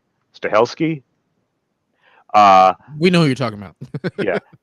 I can never. Is it also short for Chadwick? Maybe. That I don't know. I mean, that's probably a bridge too far, but could be. No, there's. I looked up Chad on like Urban Dictionary, and there was something that was kind of relevant. Let me see. No, I know the slang term, but yeah, it could be all the above. Could be just one. But well, that's what I was. That's why in the preview or one of the live streams, I said that was the most meta moment in the whole film. I like the idea that they designed her fake husband to be Neo's stunt double. It's like, well, he kind of looks like Neo from certain angles. Isn't that good enough? And in an interview, she said the kids look like they could be Keanu Reeves' kids. So, yeah, there's all kinds of layers on that. Let's see here. So there was something else. I thought that there was something strange about that. Trinity actually appears to be very much older than everybody else. The reflection of Trinity, the DSI loop Trinity. Yes, and what's his name? Neo's friend says, "Oh yeah, she's total effing MILF." If she looks so much older, why does she have young children and like a 40-something-year-old husband? Chad. I think Chad's a little bit older than 40. Yeah, 45. I don't know, but come on, I almost had this. I almost had a coherent thought. Oh yeah, the whole thing of Neo's life experience being made into a video game. Which I feel they didn't go in depth on that. Like, hey, wait, isn't that the machines using it as a form of control? Because if anyone tells anyone about red pill, blue pill, like, oh, you're a fan of that Matrix thing. I feel that's a lost opportunity. But more importantly, we saw that happen in the game. There were arcade games called Sentinels, and they had this little design of the Sentinel on them. Yep. Real quick, since you brought up Sentinel, there's a line which I think is interesting. It's when they're in Neo's apartment and modal Smorpheus is first talking to Bugs. And let me just see if I can find the dialogue here real quick, because I don't want to. But the point that I was going to say is that, because, you know, all the transcripts we're using, I believe, are all just varying versions of the closed captions. What do they call that? Subtitles.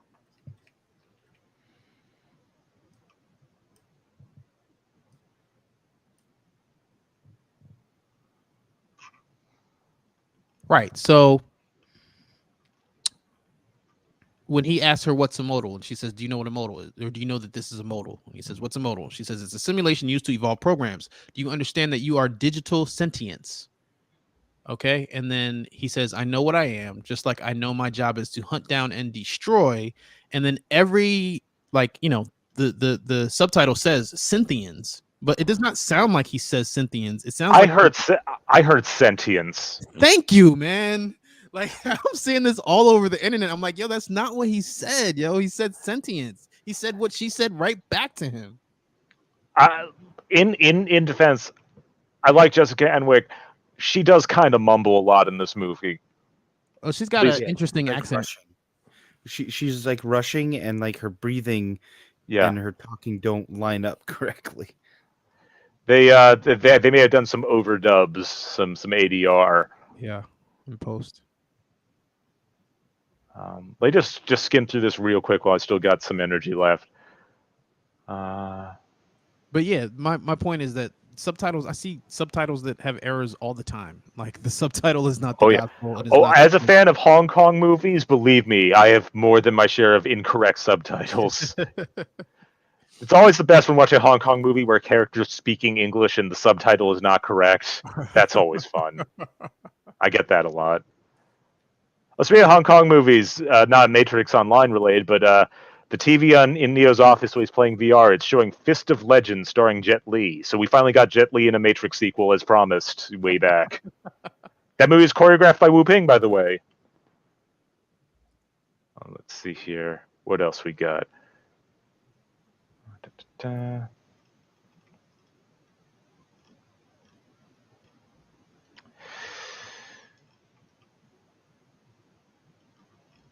I know there was more Matrix Online in there. It's just a little.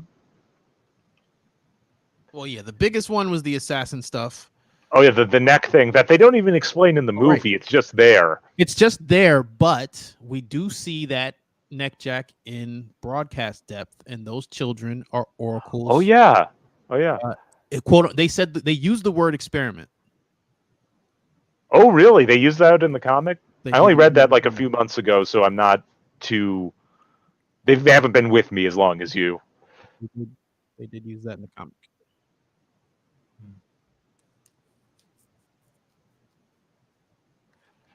Oh yeah, they mentioned that Neo may have been given new DSIs multiple times. Well, he has to have for that to work over 60 years because he thinks it's only been 20. So I guess they reset him maybe every 20 years. I was under the impression that they reset him every time he tried to jump out of the Matrix. Yes, that could be too. By the way, for a movie that's filled with imagery of people jumping out of windows and off roofs, the lack of the kid is really odd. Well, it's funny that you say that because that's definitely a reference to his self-substantiation. I think a lot of people kind of missed that.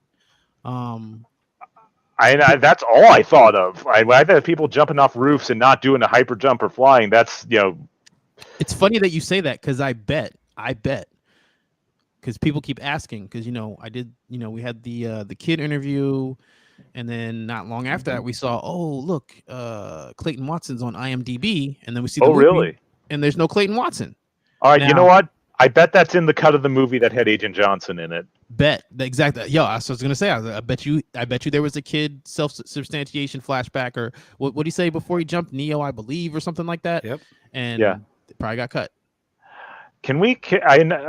Look, it worked for Justice League. We need to start a movement here. Warner Brothers hashtag show us your Johnson.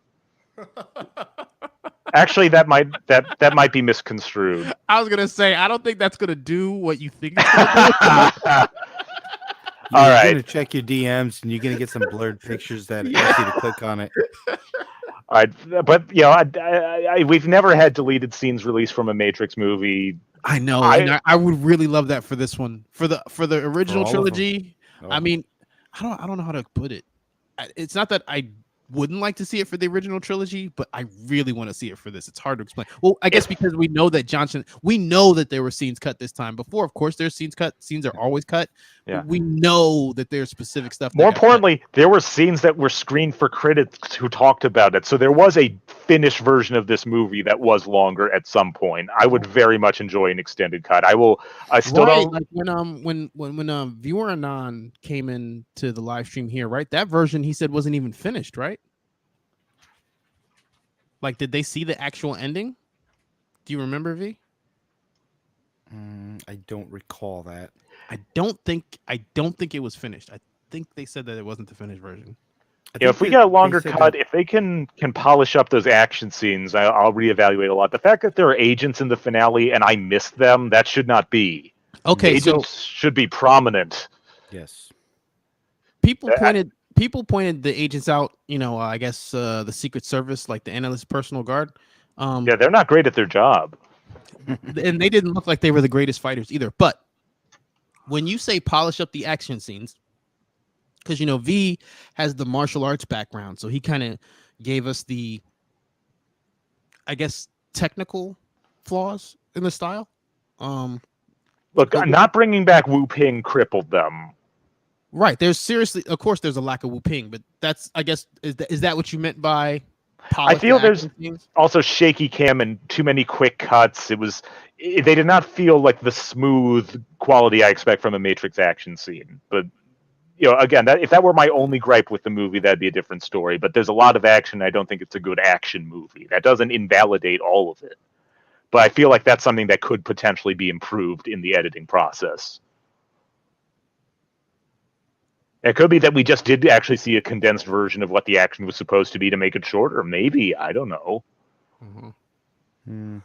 Well, I'm curious to know specifically what Jessica Henwick was talking about in terms of the unique camera rigs. Unless that was to make those reflection shots happen, maybe.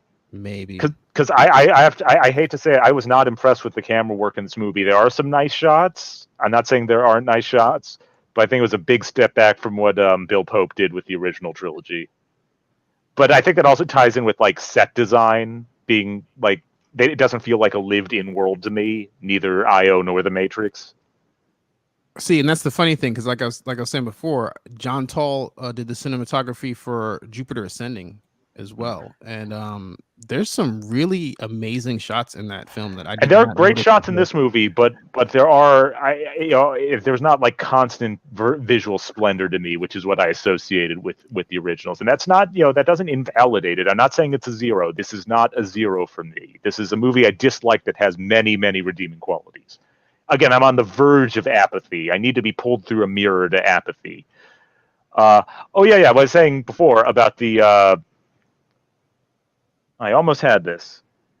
Oh yeah, you think they redid Neo's DSI every time he jumped? Version 1 of that had to be Sarah Edmonton's. It has to be. I'm never letting that go.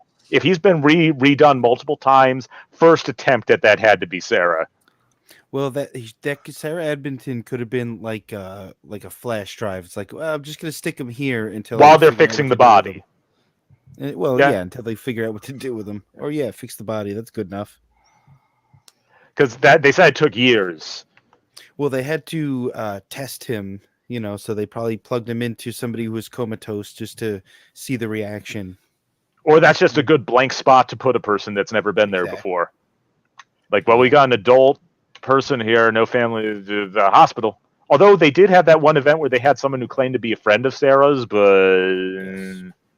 And nothing materialized. Now, real quick here, he says, Scorp Trio says unique camera rigs were multiple high-speed cameras set at different shutter speeds, and the footage composited together for the multiple time speed scene.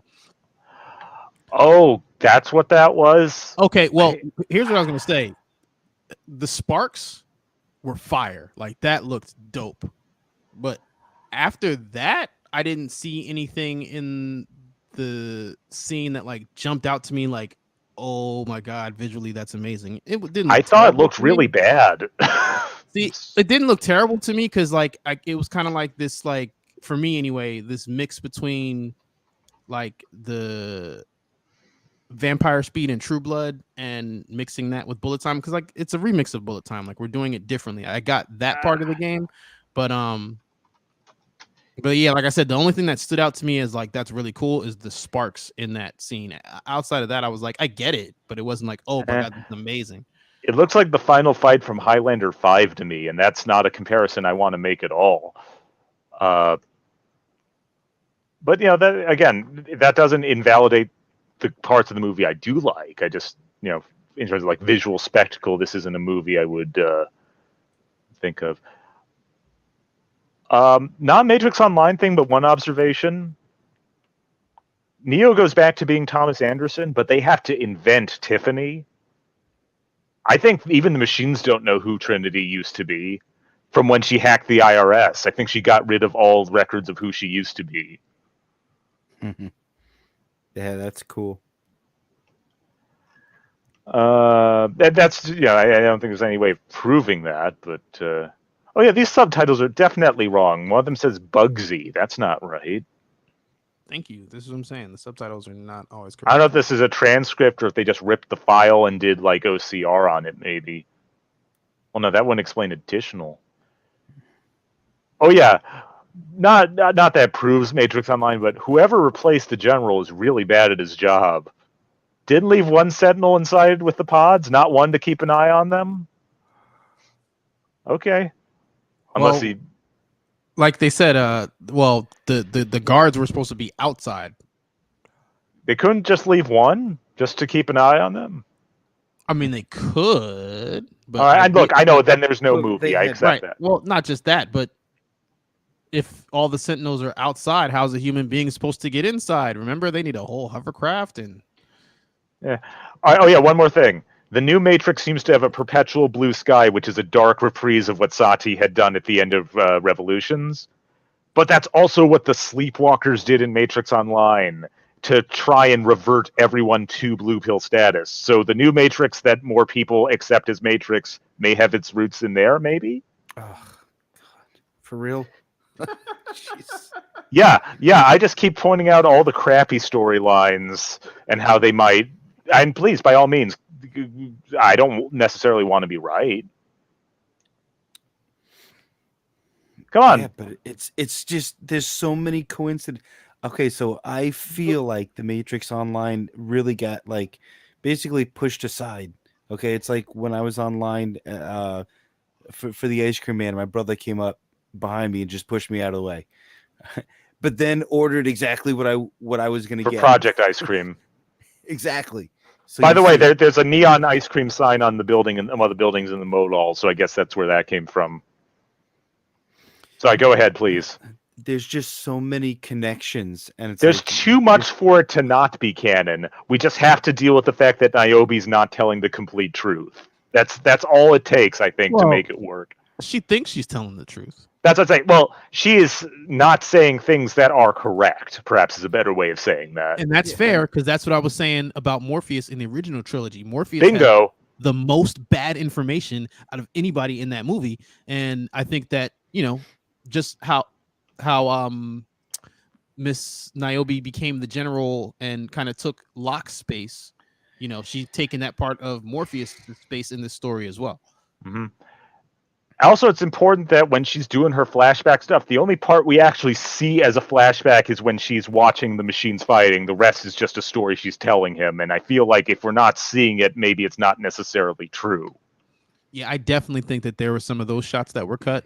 The Niobe Civil War stuff. I also think that there was some Sati dialogue that might have Oh, been there cut. had to be. For There had sure. to be. Yeah, that got But cut. either way, if Niobe's there with the lightning rifle watching machines fight, Sparks is just a few yards away losing his damn mind.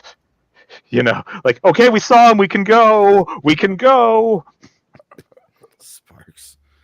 Oh, by the way, if I'm right, that means someone knew about Trinity being the BIP, and that's not really something that's discussed anymore. So I feel that means Ghost is dead.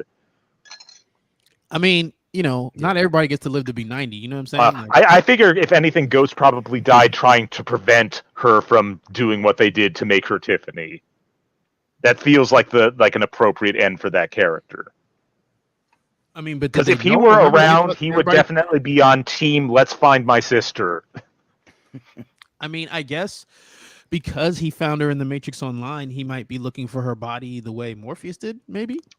I don't think he'd really care about the body so much as the version of her that exists and can be talked to and didn't know that she was a program. Well, that's what I mean. If she's just existing inside the Matrix and there's no body, everybody thinks she's dead. Yeah, I guess, but I mean, for them, especially when they got talking about android bodies, they got particle men now. For the synthiates to jack into, which is super cool. I do like that.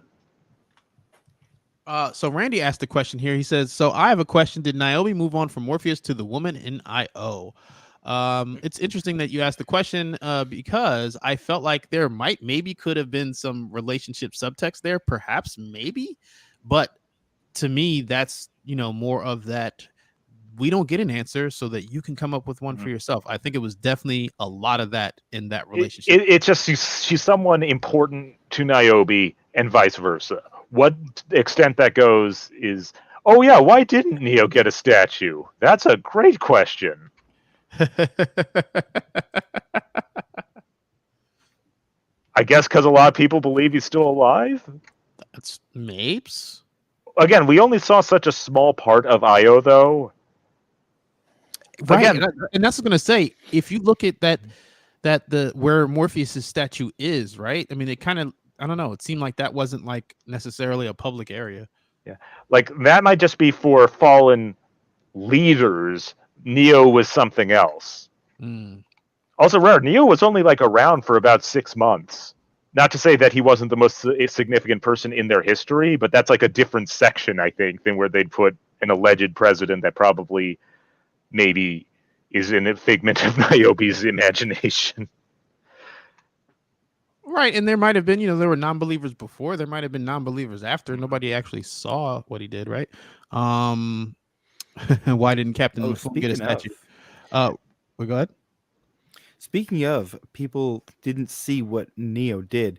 They still think it's like, what, 2200 or something like that? 2220? Well, it depends on whether or not we know about Matrix Online. Because if Matrix Online counts, by that point, people knew about the cycles. It was just common knowledge somehow. It's not common knowledge. It is not common knowledge. Neo never told Morpheus that specific detail. We played as Red Pills, and the only reason we knew is because we watched the freaking movies. Yes, but it was in the movie knew about it. But it was treated that way, though. It was. Well, there's an event where they talk about it always being 1999. There has to be some of that. Well, that's false. Well, no, in old Matrix it was always 99. Now it's not. No. We got timestamps in the actual movie that's not 1999. You're talking about the opening recording? I mean, I can give you more than that, but yeah, it starts in 98. Are you sure? Are you sure that isn't the footage being reviewed later and has been backdated by the system? Well, I mean, if you look at Beyond, there's a screenshot of the year 2000. I'm sorry. Like, we can. Yeah. I can give you screenshots though. That's all. And I can give you this. Beyond has a blue sky. Beyond is after the trilogy. It's beyond the trilogy. Which is fair, but either way, it's not 1999. That's the only point I'm making. There's no proof. I'm just saying that I think might be Analyst's Matrix, maybe.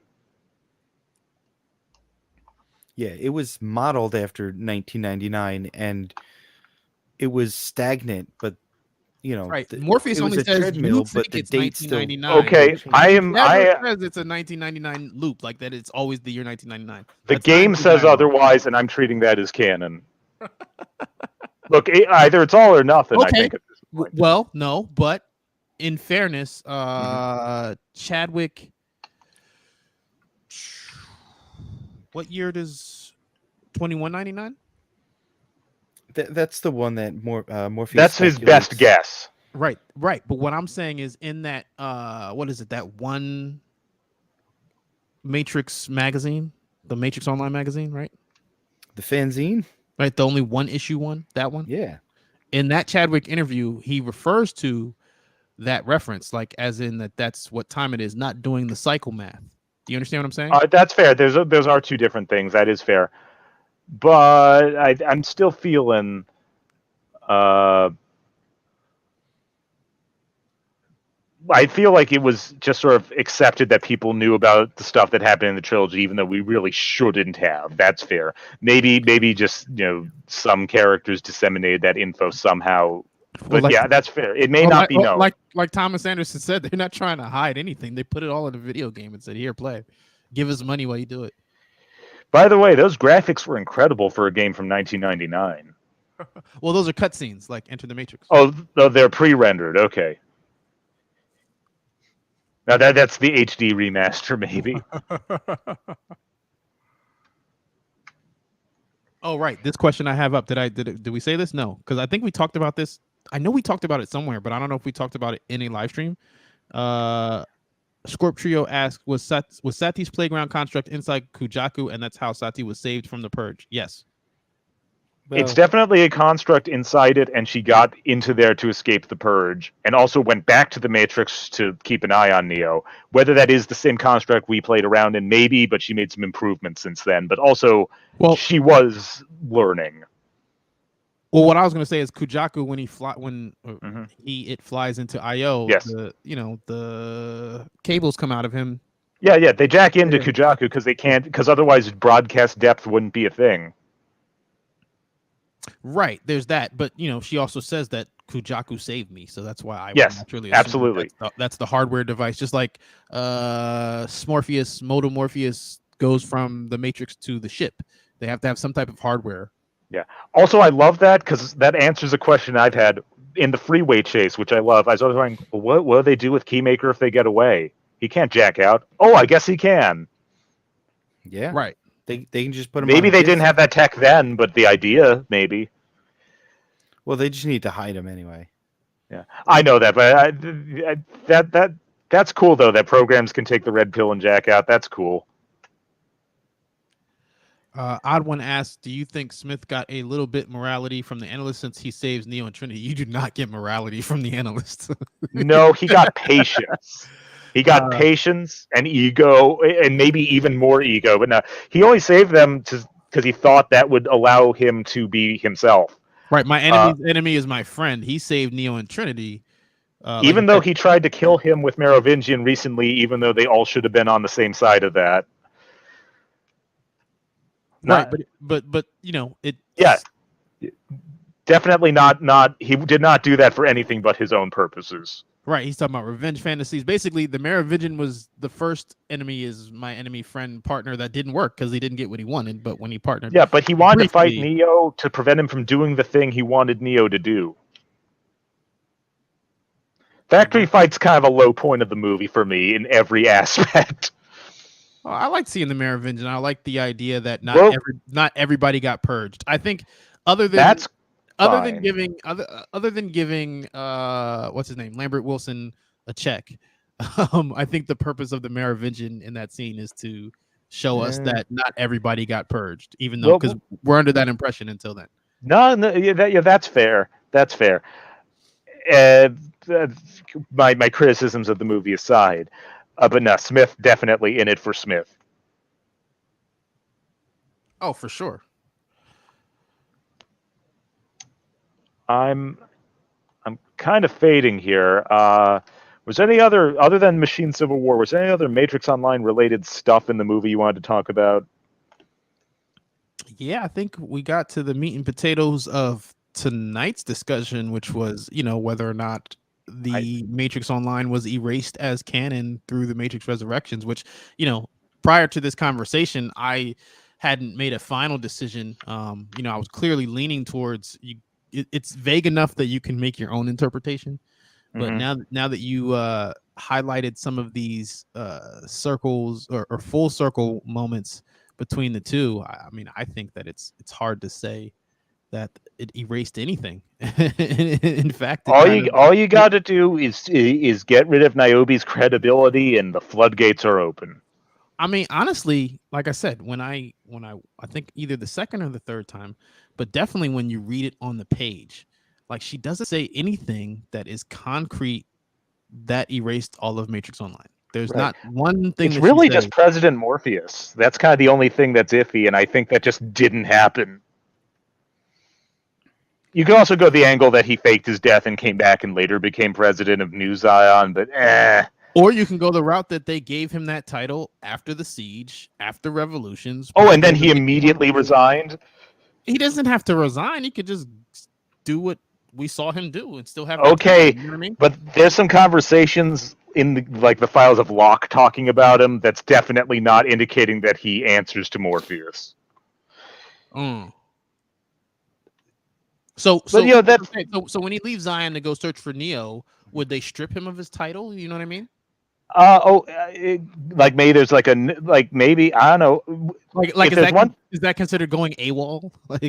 You know what? I'm very glad that we don't know. I'm glad that we didn't get Star Wars prequel trilogy type politics in this series.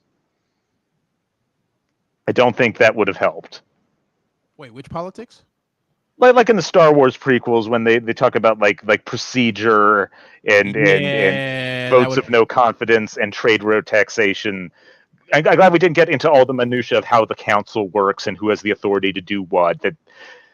There's only so much time. That would have been super boring. Revolutions was already slow enough.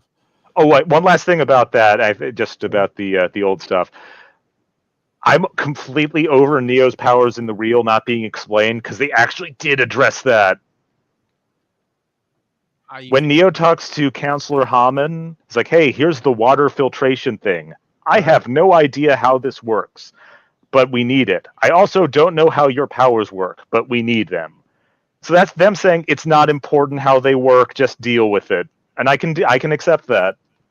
That's funny. I made like a 20-minute video that says the same thing. But oh, darn, sorry I missed that.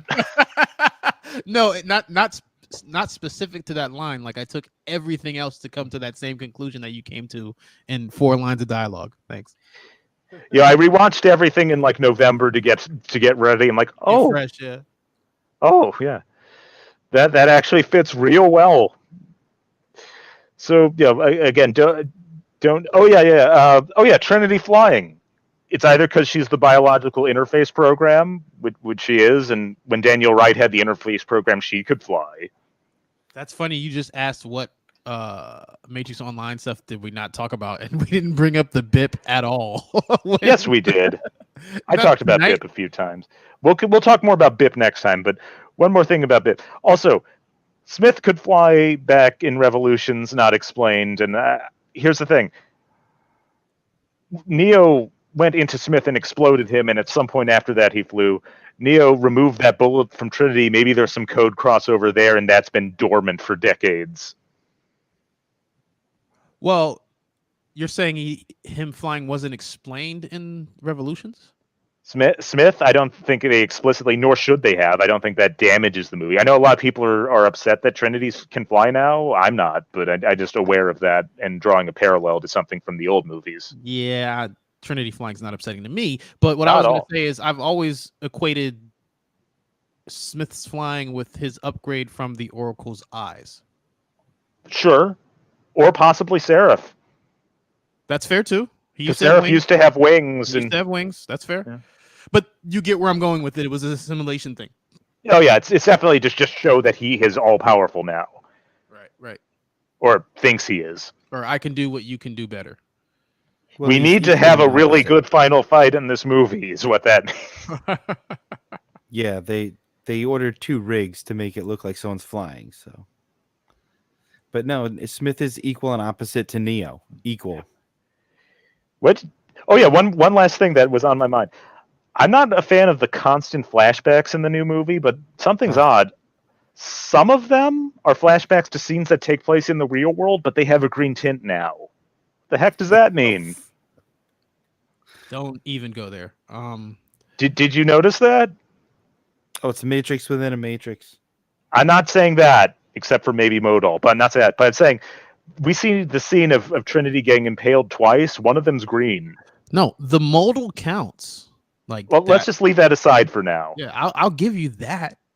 No, the modal is a modal. It's not a matrix. It's a modal. Let's leave that aside for now. That's a longer conversation that I don't have the energy for. And it's really not that important either. It's not important at all. It's a technical. Look, either Bugs jacked into Neo's computer or Neo accidentally created a little space in the Matrix. It really doesn't matter that much. She used a back door.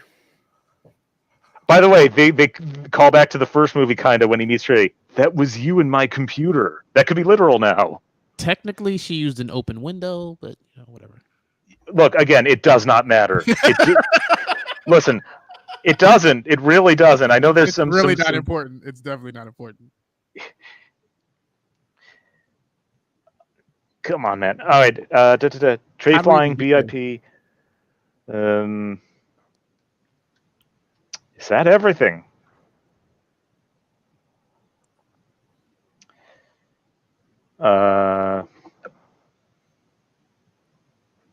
Oh yeah, one question for you about the modal while I'm failing to drop it.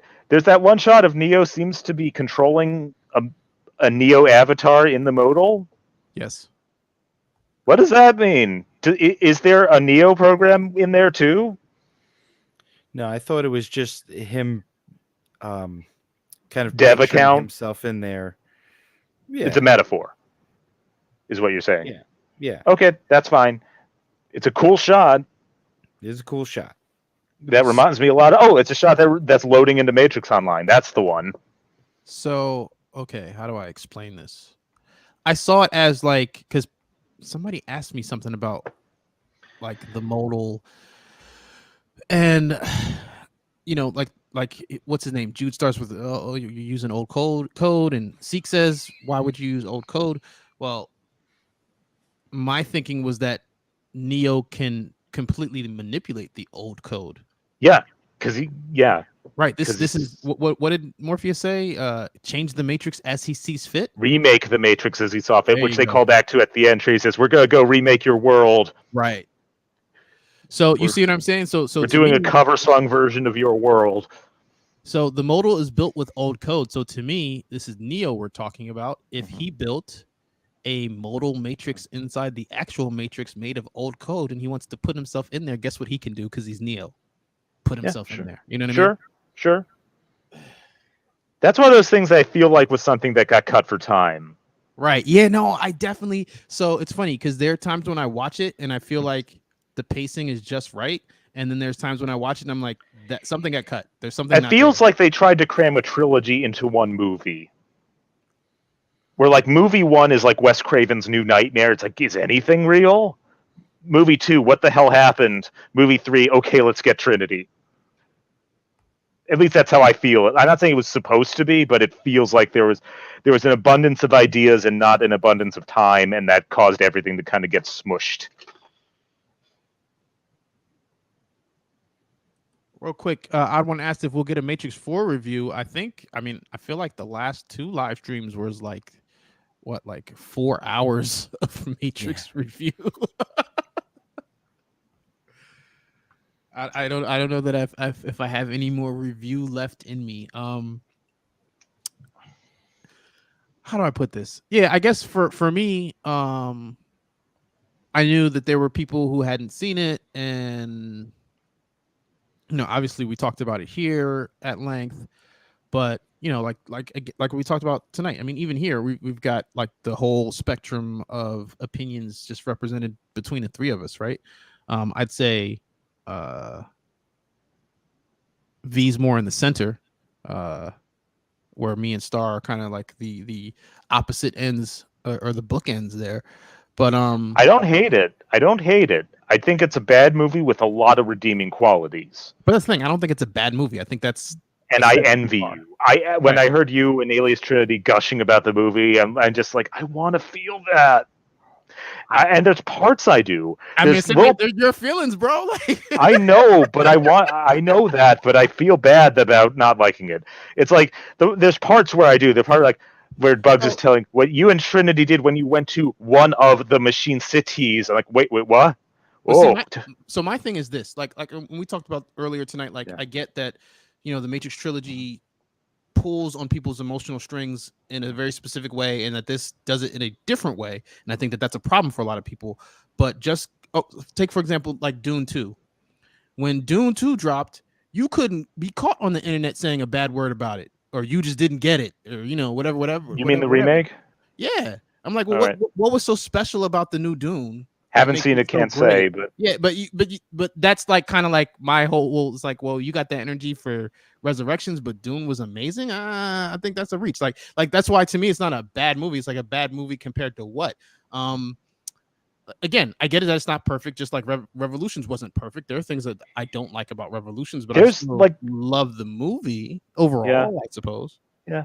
Look, I'm at the point where I don't enjoy it as an experience of watching a movie, but there's things about it that do enrich the universe and the characters and the lore. And I'm not at all opposed to there being more. And believe me, if there's somehow a miracle director's cut of this, extended cut, I am going in completely blank again, giving it yet another chance. I would love to see that. Now, since we're here, though, give me your ranking, including. You know what? Actually, let's exclude it for now. Let's do without Animatrix for now. Just the live action films. Give me your. I can rank the whole series if you want right now. Go for it. All right. Oh, I'm excluding the Unreal Engine demo. That doesn't count to me.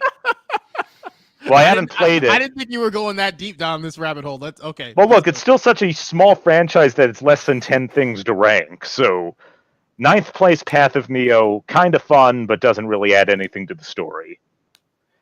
8th, Enter the Matrix. Ghost is awesome. Good, diving into the characters and filling gaps, but doesn't really tell much of the story and isn't a particularly engaging video game. You're on 7. Resurrection, sorry. Don't enjoy it, but things about it I like. Longer thoughts next time. Next up, I'd say the comics. Lots of good stories, but also lots of forgettable ones. Goliath is awesome, though.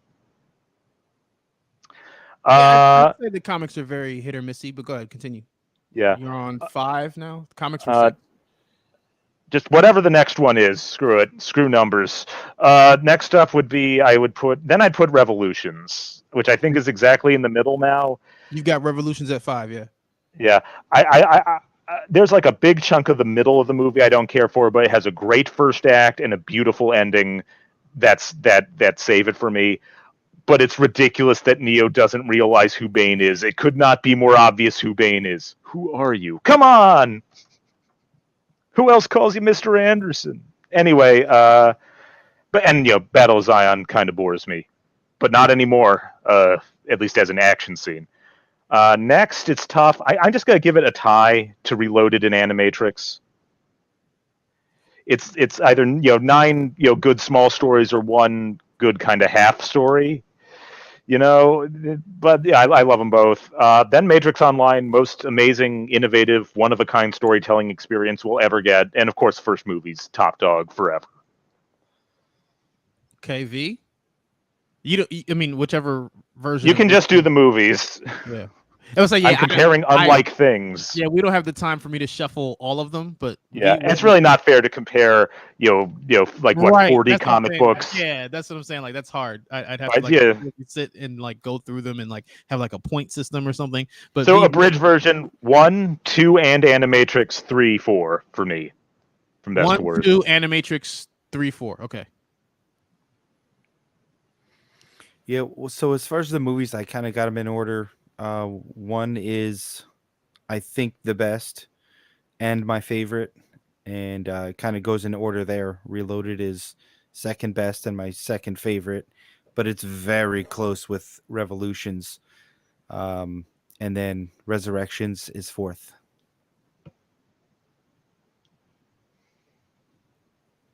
So I'm gonna, instead of saying what I think in order of like their production value, I'm just going to go with like my favorite order, or like how I feel like they impacted me personally. Go for it. I'm gonna say Animatrix, Reloaded, the original Matrix, Resurrections, Revolutions. Is that from best to worst? From my favorite to least favorite. Fascinating. See, I'm just built different, I guess. Like for me, There's no wrong answer. It's all subjective. Right, It's just exactly. art. Yeah, exactly. It's just movies. From an artistic perspective, you're going to score so many points with me for successfully doing something different.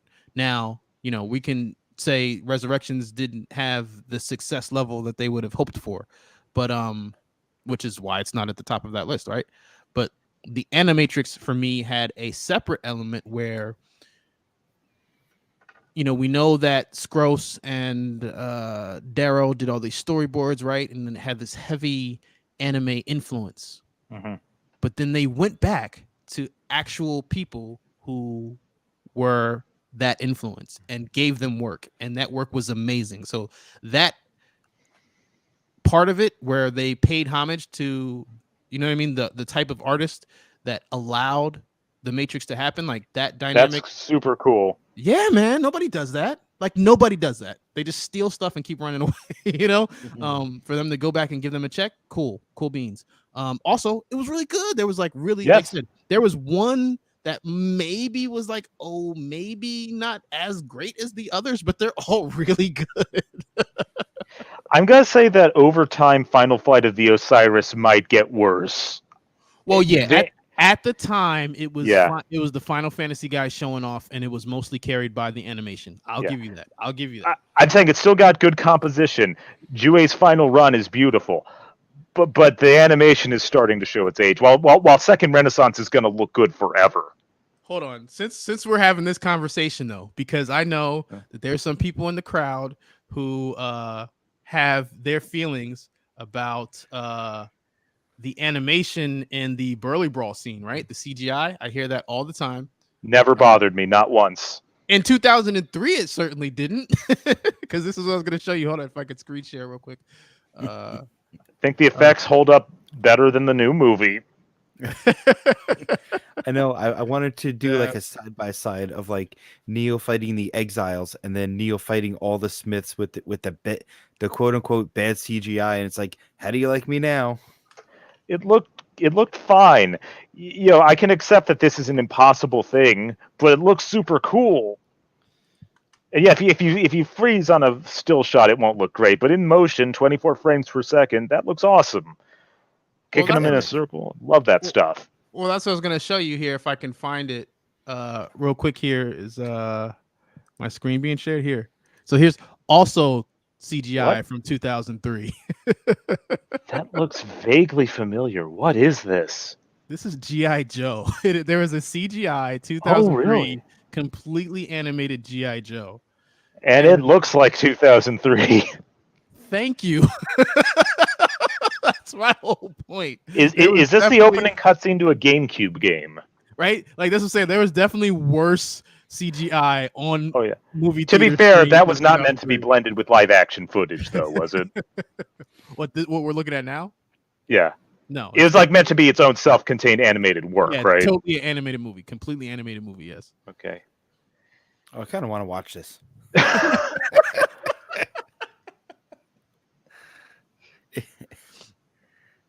They were still doing the lasers, huh? Yeah, they got big laser machine guns. All I right, can't say that I've seen this whole thing, but that monocle, does that monocle have a metal texture? The Monopoly dude.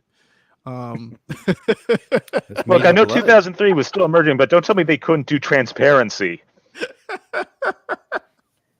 Listen, like what is that actually enhancing? Like, what are you looking at? I'm gonna be calling soon, but if you want to talk bad CGI from just a year before Matrix Reloaded, look up "Die Another Day" surfing scene. It's called "Die Another Day" surfing scene. Yeah. Am I the only James Bond fan here? Yeah.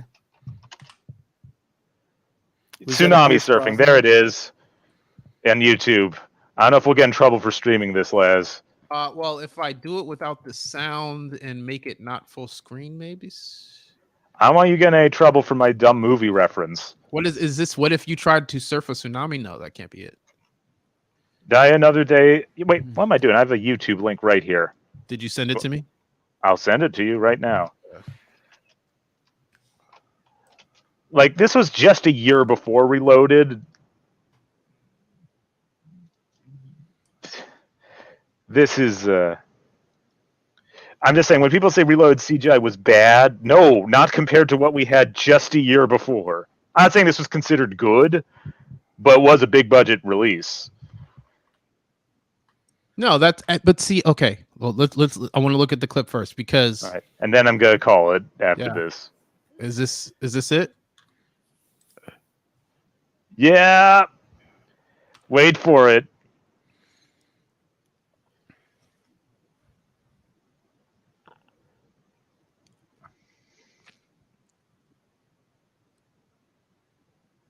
So That's not the bad part yet. I was gonna say because that definitely looked like a crayon.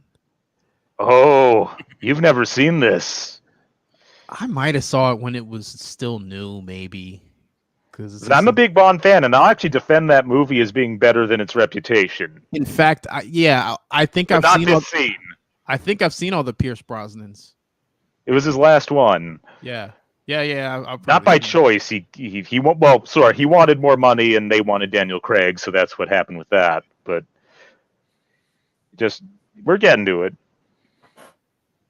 Yes, it's important to see the live actors to compare what's coming. So again, this was just a year before Reloaded, probably just a few months before Reloaded, if you get down to it. How long is this clip? Yeah, I said 3 minutes. here we go. Halfway through. Yeah, I'm just saying, we're still not at the bad part, though. Are you sure? That's not the bad part.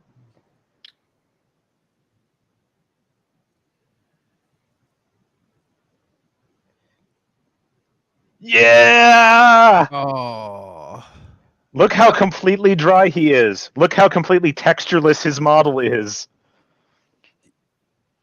Model? I thought they just green screen slapped them on there. For the long shots, it's a CGI model. Oh no, that's terrible. And you can't hear the music now, but the composer's trying so hard to make you feel this is the coolest thing ever. Yeah, that's not good. Yeah! Burly Ball is not like that. And on top of it, it happens inside the Matrix. Yes, a computer world. I can accept things not looking real in a computer world. I'm okay with that.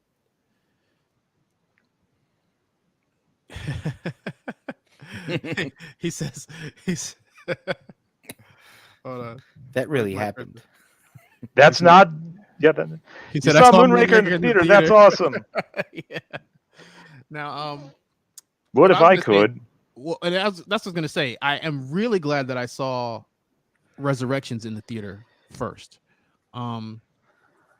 I think that was important for me, just to have the theater experience again, because I mentioned this in another live stream. Like, I noticed the audience reacting to certain things, which was interesting to observe. It was also, another movie where I was laughing at things and I was the only one laughing in the theater, but that happens. I just streamed it, but I imagine that is a different reaction. But yeah, no, I did the IMAX. I did the IMAX on the first viewing, and I don't regret. That's cool. it. I got to see Revolutions in IMAX on the first night back in the day. That was an experience.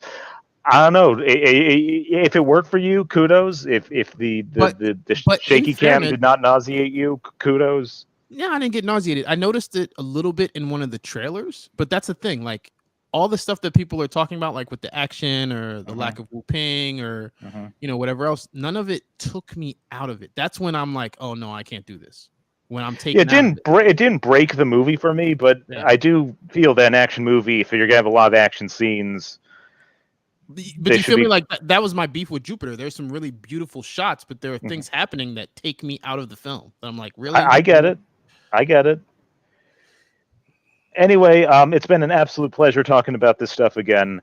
Yeah, we'll We'll, have to we'll be in go over contact for when schedules. I get Yeah. to Energy Crisis War and other stuff. But for now, I'm. It's just nice bouncing this off you, and that you're not, questioning what's left of my brain is nice. That there may be some. I might possibly not be wrong about the whole canonicity thing. No, I think you brought up some great stuff, and it's funny because we can't. That's what I'm gonna ask you. The fan edit that you made, was it ever on YouTube publicly? Not on YouTube, because that's account suicide. It is. I can't talk about how to see it, but if you talk to me privately, I can.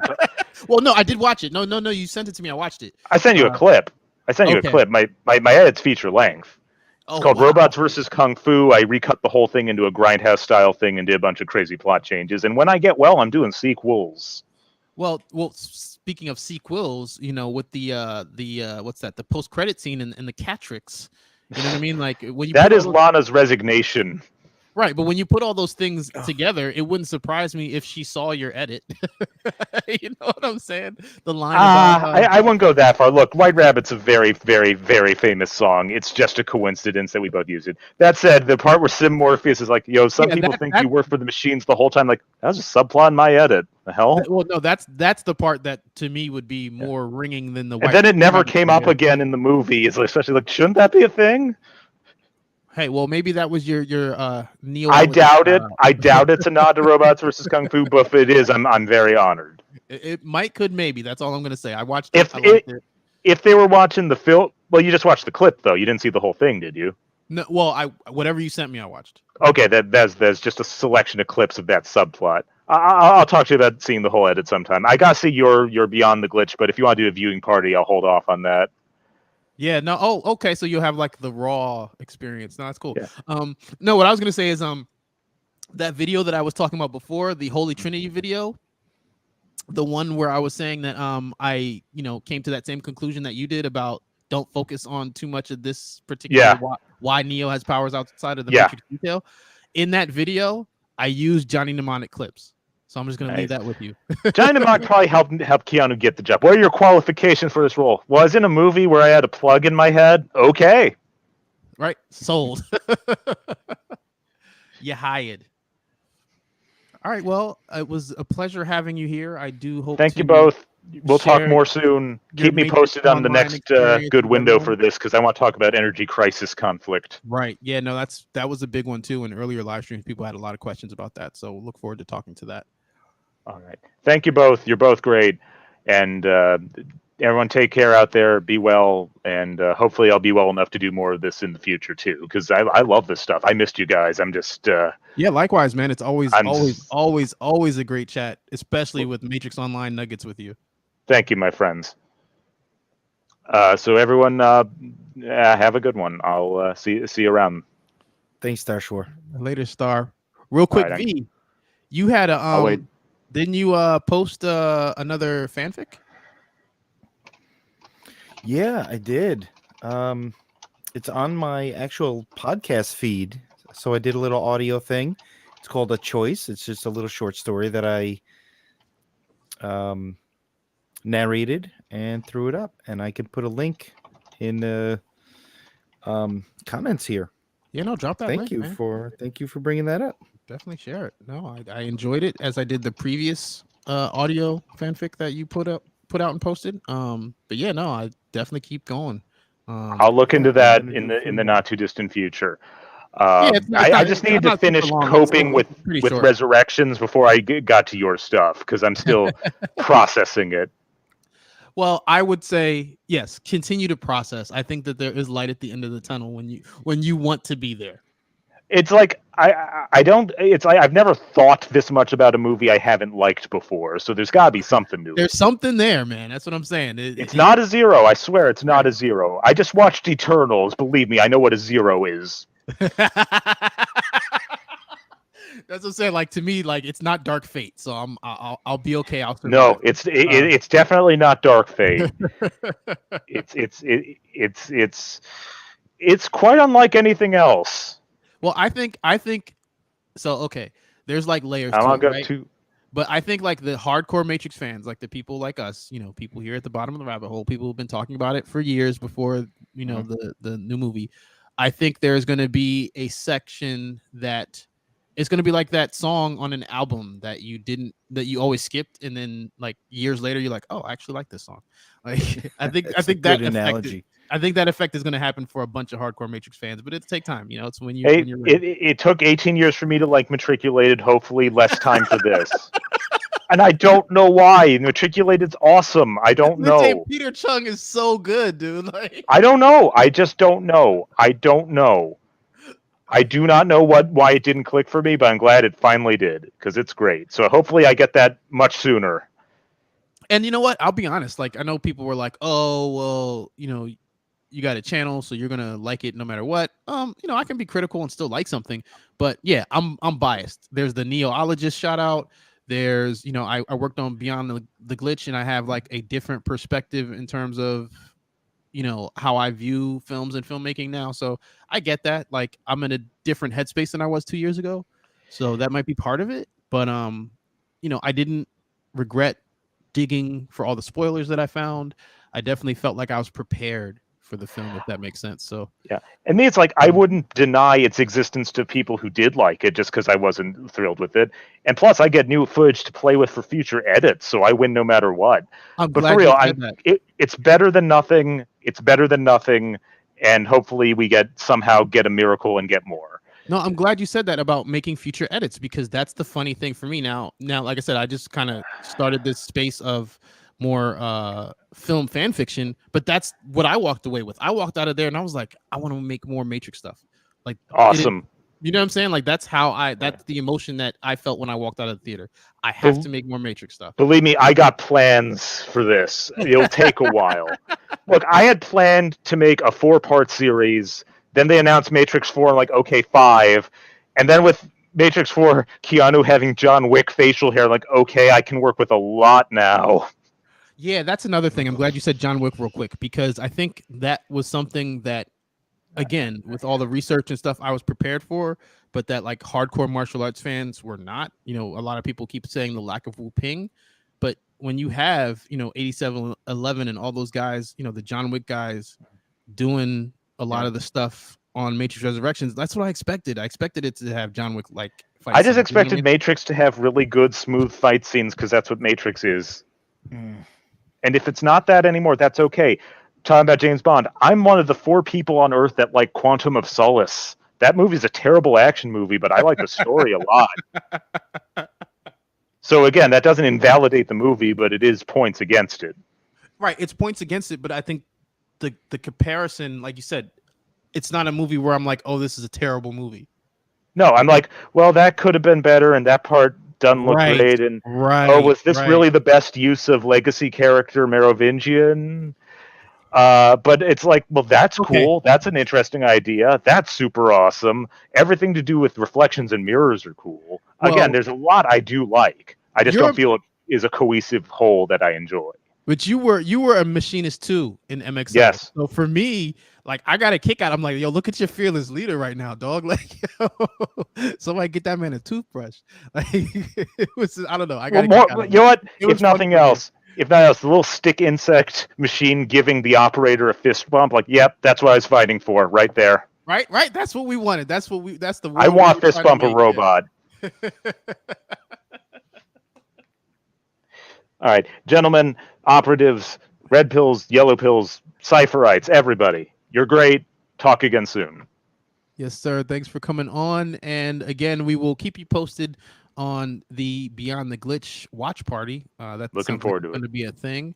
And on that note, make sure you follow Vesuvius at Vesuvius MxO on Instagram and Twitter. He's still got that daily content for you.